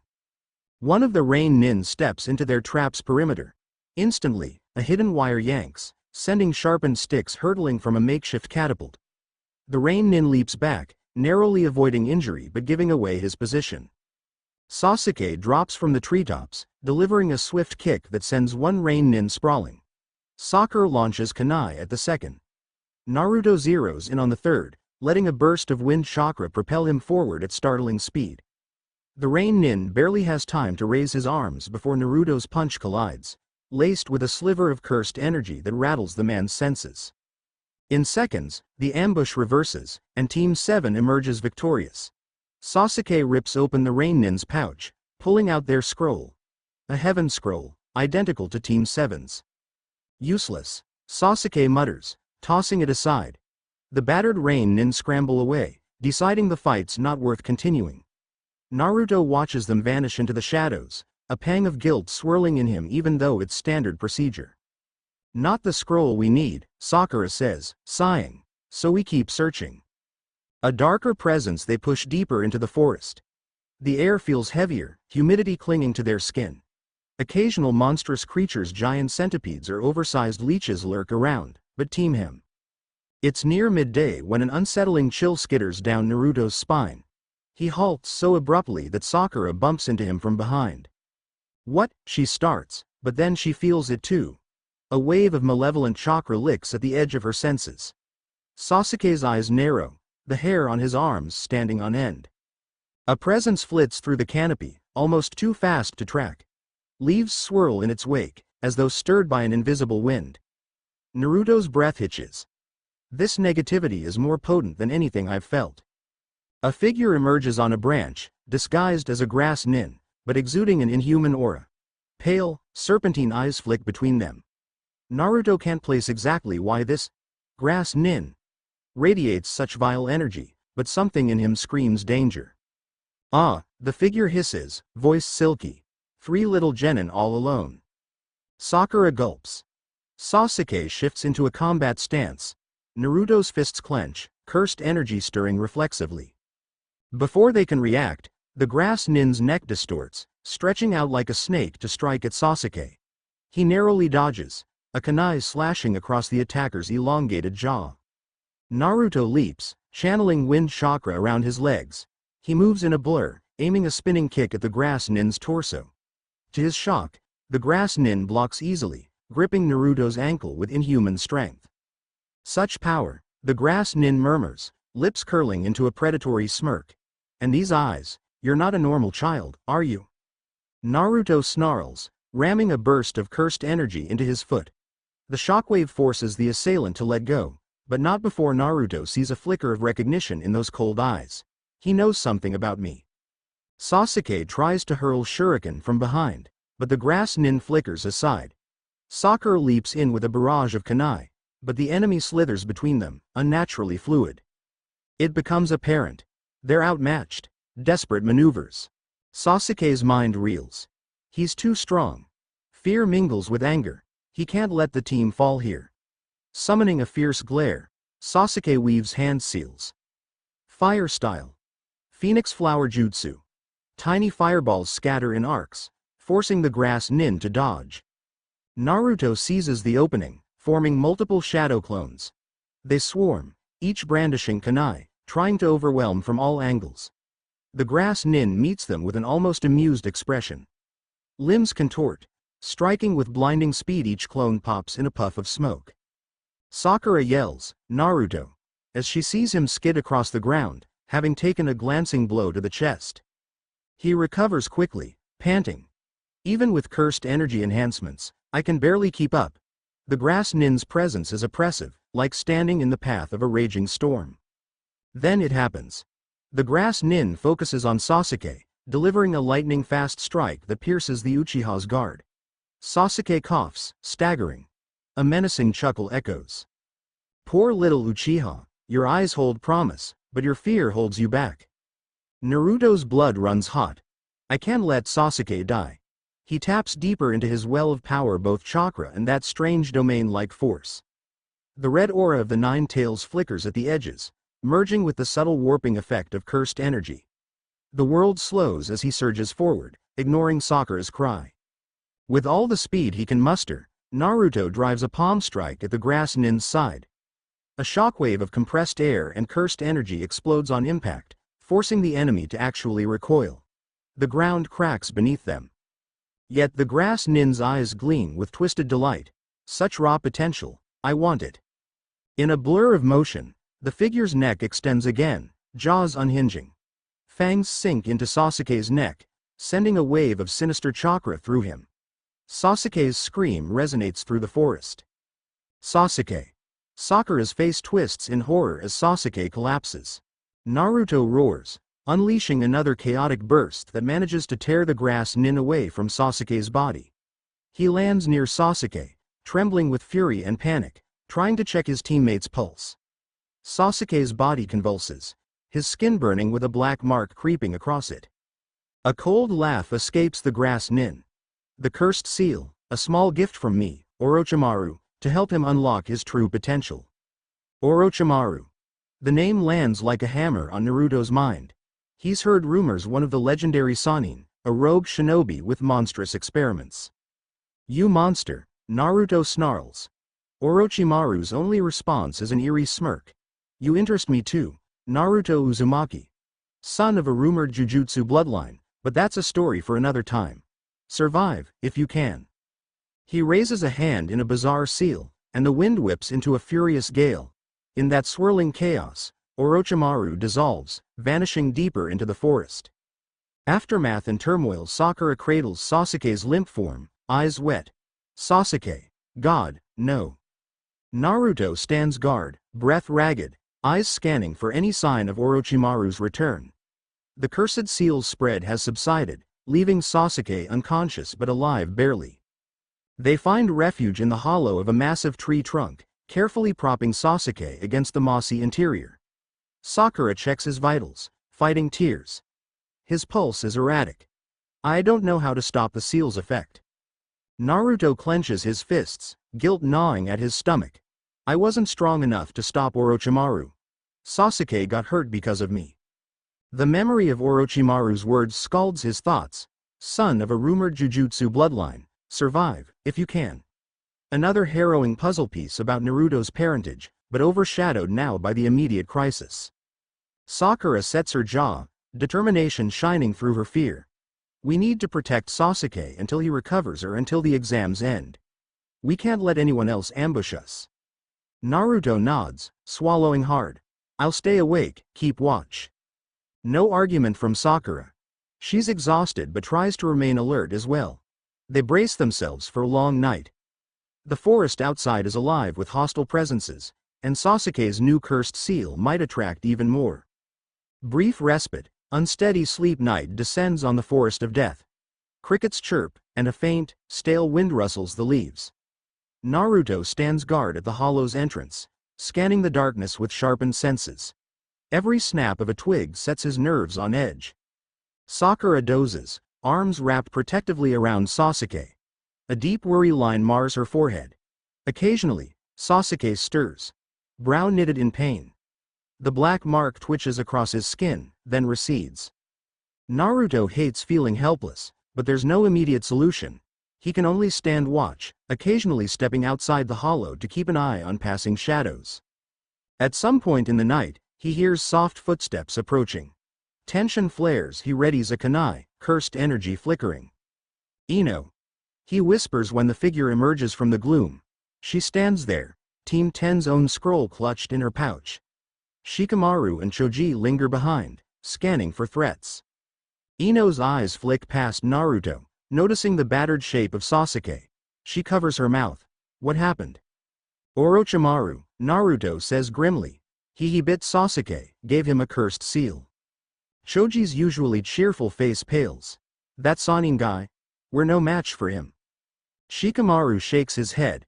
We barely made it this far without trouble, and you ran into Orochimaru? Naruto exhales. Look, we're fine for now. Just keep your distance and watch yourselves. If you run into him, run. Ino swallows hard, stepping closer to Naruto. She tentatively places a hand on his shoulder, her eyes flicking from Sasuke to Naruto's exhausted face. You sure you're okay? He forces a small, lopsided grin. Yeah, tired, but I'll manage. Despite the dire circumstances, Ino draws closer, her voice quiet. Don't get killed, dummy. She leans in, surprising him with a swift, brief kiss on the corner of his mouth. The intimacy in that war-torn setting feels surreal, both comfort of place. Shikamaru coughs, looking away awkwardly. Choji glances at the canopy, pretending not to see anything. Naruto squeezes Ino's hand. You too, don't lose that scroll. They exchange a final look before Team 10 slips back into the darkness, leaving Naruto's heart pounding. A swirl of guilt and comfort meld in his chest. Focus, Naruto. Keep Sasuke and Sakura safe. Morning light, a disturbing development. Dawn filters through the leaves, pale and cold. Sakura stirs, checking on Sasuke. His skin is clammy, the cursed seal pattern dormant for the moment. Naruto stands at the entrance, dark circles under his eyes. He's been awake most of the night, though he dozed off a couple of times, jolting awake in fear of being ambushed. A rustle draws their attention. Another team approaches, and Naruto can sense malicious intent swirling. He signals Sakura. She braces herself. They're not in great shape for a fight. Sasuke is still out cold. Out of the brush emerge the three sound nin, Dosu, Zaku, and Kin. They stop a short distance away, Zaku's arm contraptions gleaming in the dappled sunlight. So, this is the famed Team 7, Dosu intones, voice muffled behind bandages. We heard you had a run-in with Orochimaru. Naruto's pulse spikes. They know Orochimaru? Zaku smirks, raising his strange gauntleted arms. We're here to deliver a message on his behalf and to take your scroll. Sakura squares her shoulders. You'll have to beat us first. Dosu's bandaged head tilts. That's the idea. Battle with the sound nin. Zaku's arms unleash concussive blasts of sound waves, forcing Naruto and Sakura to dive aside. The shockwave splinters the tree trunk behind them, sending shards flying. Dosu slides forward, pressing a resonating gauntlet against the ground. Vibrations rattle the earth, disorienting Sakura. Kin flanks from the side, Senbon with bells attached, jingling ominously. Naruto finds himself dodging and weaving, cursing their specialized jutsu. Sound-based attacks disrupt his equilibrium. He attempts a quick flurry of shadow clones, but Zaku's sonic blasts tear them apart in bursts of smoke. Sakura does her best to defend Sasuke, launching kunai at Kin. The clang of metal echoes, but Kin's bells ring, illusions dancing in the corners of Sakura's vision. She staggers, disoriented by the combined trickery of sound and illusions. Naruto tries to focus, tapping into cursed energy. A swirl of domain-like distortion flickers, warping the trajectory of Zaku's next blast. It skews off course, crashing harmlessly into a nearby stump. A domain user, huh? Dosu mutters, eyes narrowing behind his bandages. So that's the power Orochimaru was curious about. Naruto's anger flares. You freaks talk too much. He channels a sharper burst, enhancing his next move with wind chakra. He blitzes forward, slashing at Zaku's gauntlets with a kunai wrapped in swirling air. Sparks fly. Zaku's expression falters as the blade cuts deep into his contraption, partially disabling it. He howls in pain. Dosu retaliates, delivering a powerful sound wave that disrupts Naruto's inner ear, sending him reeling. Kin tries to pounce on the opening, whipping Senbon at close range. But Sakura bursts from the side, tackling Kin to the ground. Both roll in a flurry of dust and limbs. Sasuke's awakening, a strangled groan comes from behind Naruto. Sasuke stirs, eyes snapping open, the cursed seal flaring across his neck. A dark, malignant chakra surges around him, and his expression twists into something cold, feral. Sakura's eyes widen in horror. Sasuke. The sound nin recoil at the raw aura pouring off Sasuke.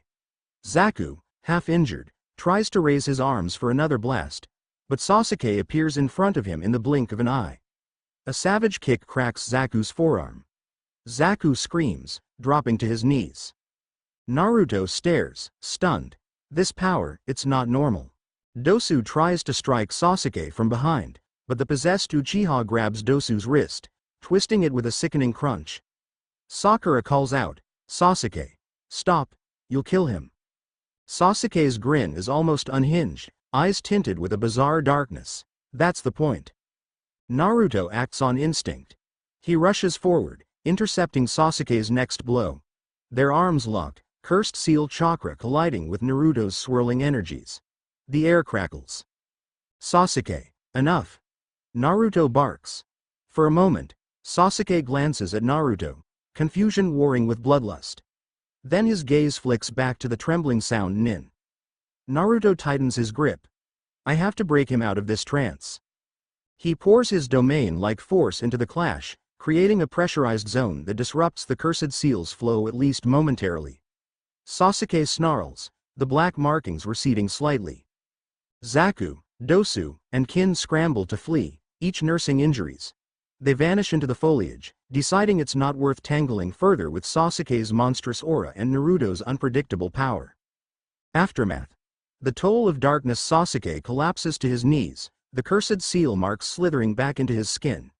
He gasps, eyes returning to normal. Confusion and pain flicker across his features as Sakura rushes to his side. "Sasuke, are you okay?" He grips his shoulder, grimacing. "I don't know what happened." Naruto stands off to the side, chest heaving. He's relieved the fight ended, but the memory of Sasuke's terrifying transformation lingers. Orochimaru did this.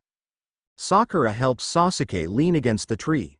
"Just rest," she whispers, worry evident in her trembling voice. Naruto surveys the damage.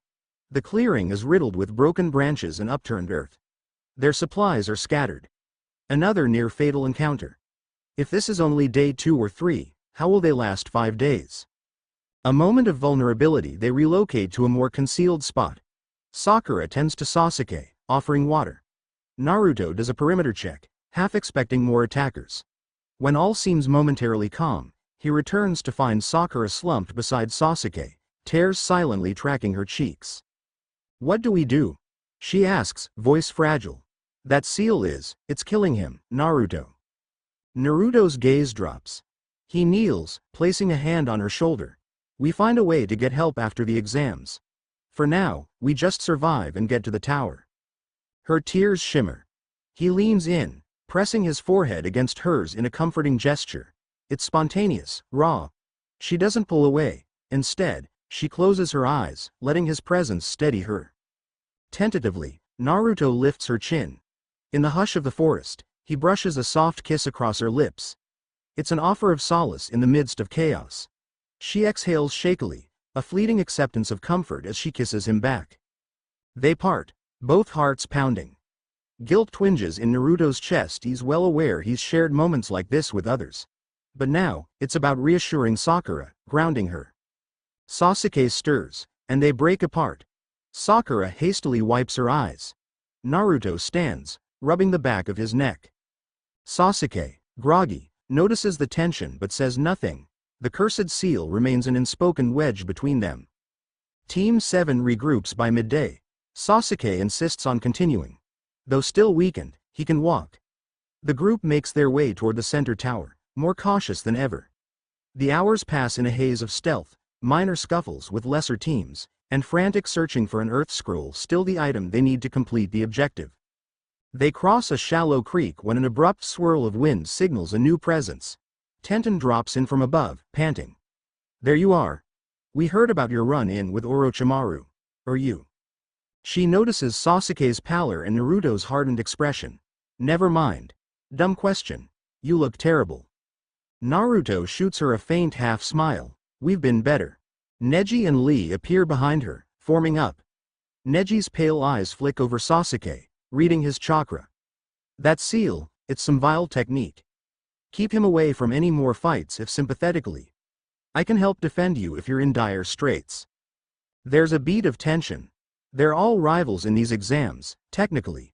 Yet the threat of Orochimaru overshadows petty competition. Tenten steps closer to Naruto, lowering her voice. If you get cornered again, we can team up temporarily. Just watch yourself. Naruto gives a grateful nod. He's about to speak when a wild cry erupts from deeper in the forest, a sign of battle or a rampaging creature. Tenten's eyes flick in that direction, and Lee tenses, sensing another confrontation. Neji sighs. We have our own objectives, good luck. Tenten hesitates, briefly meeting Naruto's gaze. In that moment, her expression conveys worry and an unspoken, stay safe. He nods in return. They depart swiftly, leaving Team 7 to continue alone. A stroke of luck or another trap. Late in the afternoon, Naruto spots a skirmish in progress. A team from the grass pinned down by 3 vicious-looking waterfall nin. While Naruto and Sakura watch from a bush, they notice the grass nin drop an earth scroll. Sakura's eyes widen. That's what we need. Sasuke, slumped against a tree, musters a faint grin. Let them weaken each other. Then we move in and grab it. They lie in wait as the fight rages.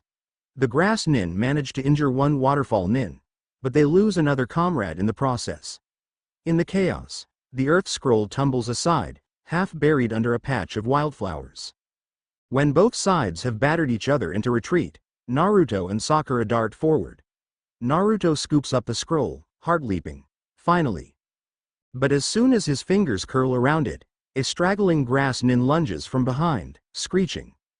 Naruto spins, unleashing a quick wind-laced punch that knocks the attacker out cold. The scroll remains firmly in his grasp. We've got it, Sakura breathes. With the Earth Scroll and their existing Heaven Scroll, they can now move straight to the tower. A surge of relief ripples through them. Maybe they can end this nightmare soon. Sasuke, leaning on Sakura's shoulder, manages a short nod. Let's go, before something else happens. Race to the tower. Evening sets in, casting the forest in long shadows. Team 7 navigates carefully, trying to avoid further confrontations. The tension is high, but hope propels them forward. Near dusk, the massive silhouette of the central tower looms, half obscured by dense foliage. It's still a distance away, but they can see the tall structure rising above the treetops. A final stretch of booby traps and lurking teams remains. They skirt around a few small skirmishes. Naruto even senses a flicker of that monstrous aura, suggesting Orochimaru might still be prowling. But they avoid direct contact, too drained for another clash with him. At last, they break through the tree line. The tower's entry door stands open, lit by torches. Dozens of exhausted genin have already arrived or are in the process, forming clumps in the courtyard, some panting, some celebrating. Naruto, Sakura, and Sasuke stumble in, drawing curious stares. People whisper about Sasuke's condition, about Naruto's rumored strange powers, about the mention of Orochimaru. Naruto helps steady Sasuke. They hand over their Heaven and Earth Scrolls at the checkpoint. A proctor confirms it. Congratulations, you've passed the second stage. Sakura nearly collapses from relief.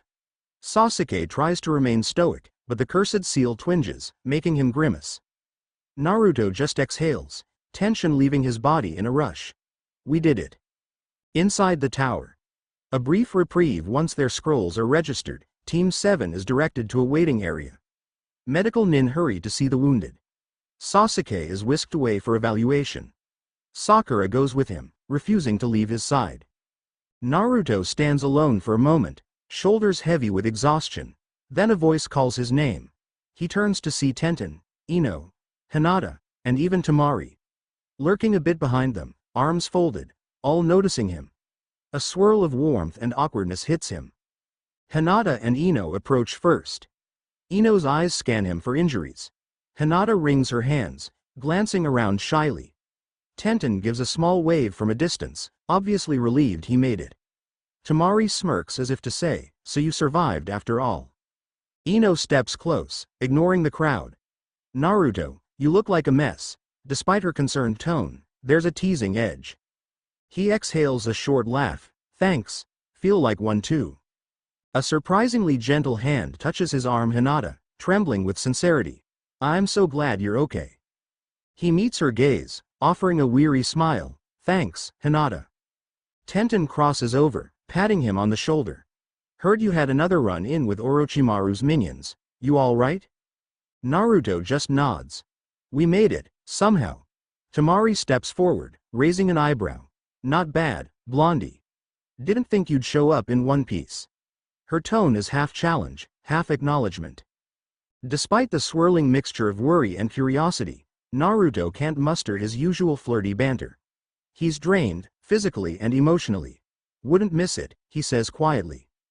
They sense his exhaustion, so Ino and Hinata ease back, letting him breathe. Tenten gives him one last pat, and Temari merely shrugs, stepping aside. A familiar face and a looming threat through the corridor. Kakashi Hitaki appears, likely summoned to check on Sasuke's condition. His single visible eye flicks to Naruto, relief and concern mingling. "Good job getting here, Naruto." Naruto's shoulders slump. "Sensei, we Orochimaru." Kakashi's tone is grave. "I know, they've informed me about Sasuke's seal. Don't worry. We'll do what we can." He rests a hand on Naruto's head, a rare show of paternal warmth. "You did what any good teammate would. Now, get some rest." Naruto nods, fighting tears. The tension of the last few days tugs at his eyes, but he forces it down. "I can't fall apart here." Kakashi heads off toward the medical wing. Naruto turns to see multiple teams arriving or collapsing into corners. The exam's toll is evident: injuries, shattered nerves, haunted expressions. A creeping sense that something bigger lies ahead stirs in Naruto's gut. Orochimaru's infiltration is no small matter, and the presence of genin from various villages only complicates it. The third stage looms, but overshadowed by a far greater threat: Orochimaru's intentions, and the secrets of Naruto's lineage. A late-night encounter. Hours later, the tower's main atrium empties as teams settle into assigned rooms to rest. Naruto trudges down a dimly lit hallway, muscle aches flaring with every step. He plans to crash in the small bunk area assigned to Team 7, but halfway there, he feels an odd pull like an instinct. He veers off, ending up in a deserted side corridor. Motes of dust float through beams of torchlight. The hair on his neck stands up. He senses a presence. Who's there? A figure steps forward from behind a column. At first, Naruto's on guard, but then he recognizes them. A woman with dark robes and calculating eyes, Mei. And next to her, a tall, white-haired man with a blindfold, Gojo Satoru. Naruto's heart slams. They appear as faint silhouettes, ephemeral. He tries to speak, but no sound emerges from his throat. Are these illusions? Memories? A swirl of conflicting emotion floods him: longing, confusion, anger. He steps forward, reaching out. The two figures say nothing. Mei's face is impassive, almost gentle, while Gojo's blindfold does little to hide an air of unwavering confidence. Then, as quickly as they appear, they vanish. Naruto stumbles, blinking. The corridor is empty. His breath shudders. Was I hallucinating? He clutches the wall, a wave of exhaustion and heartbreak washing over him. Orochimaru's words about his lineage echo in his mind. He has no answers, only more questions. Reflection. In the quiet hours, Naruto finally reaches the bunk room.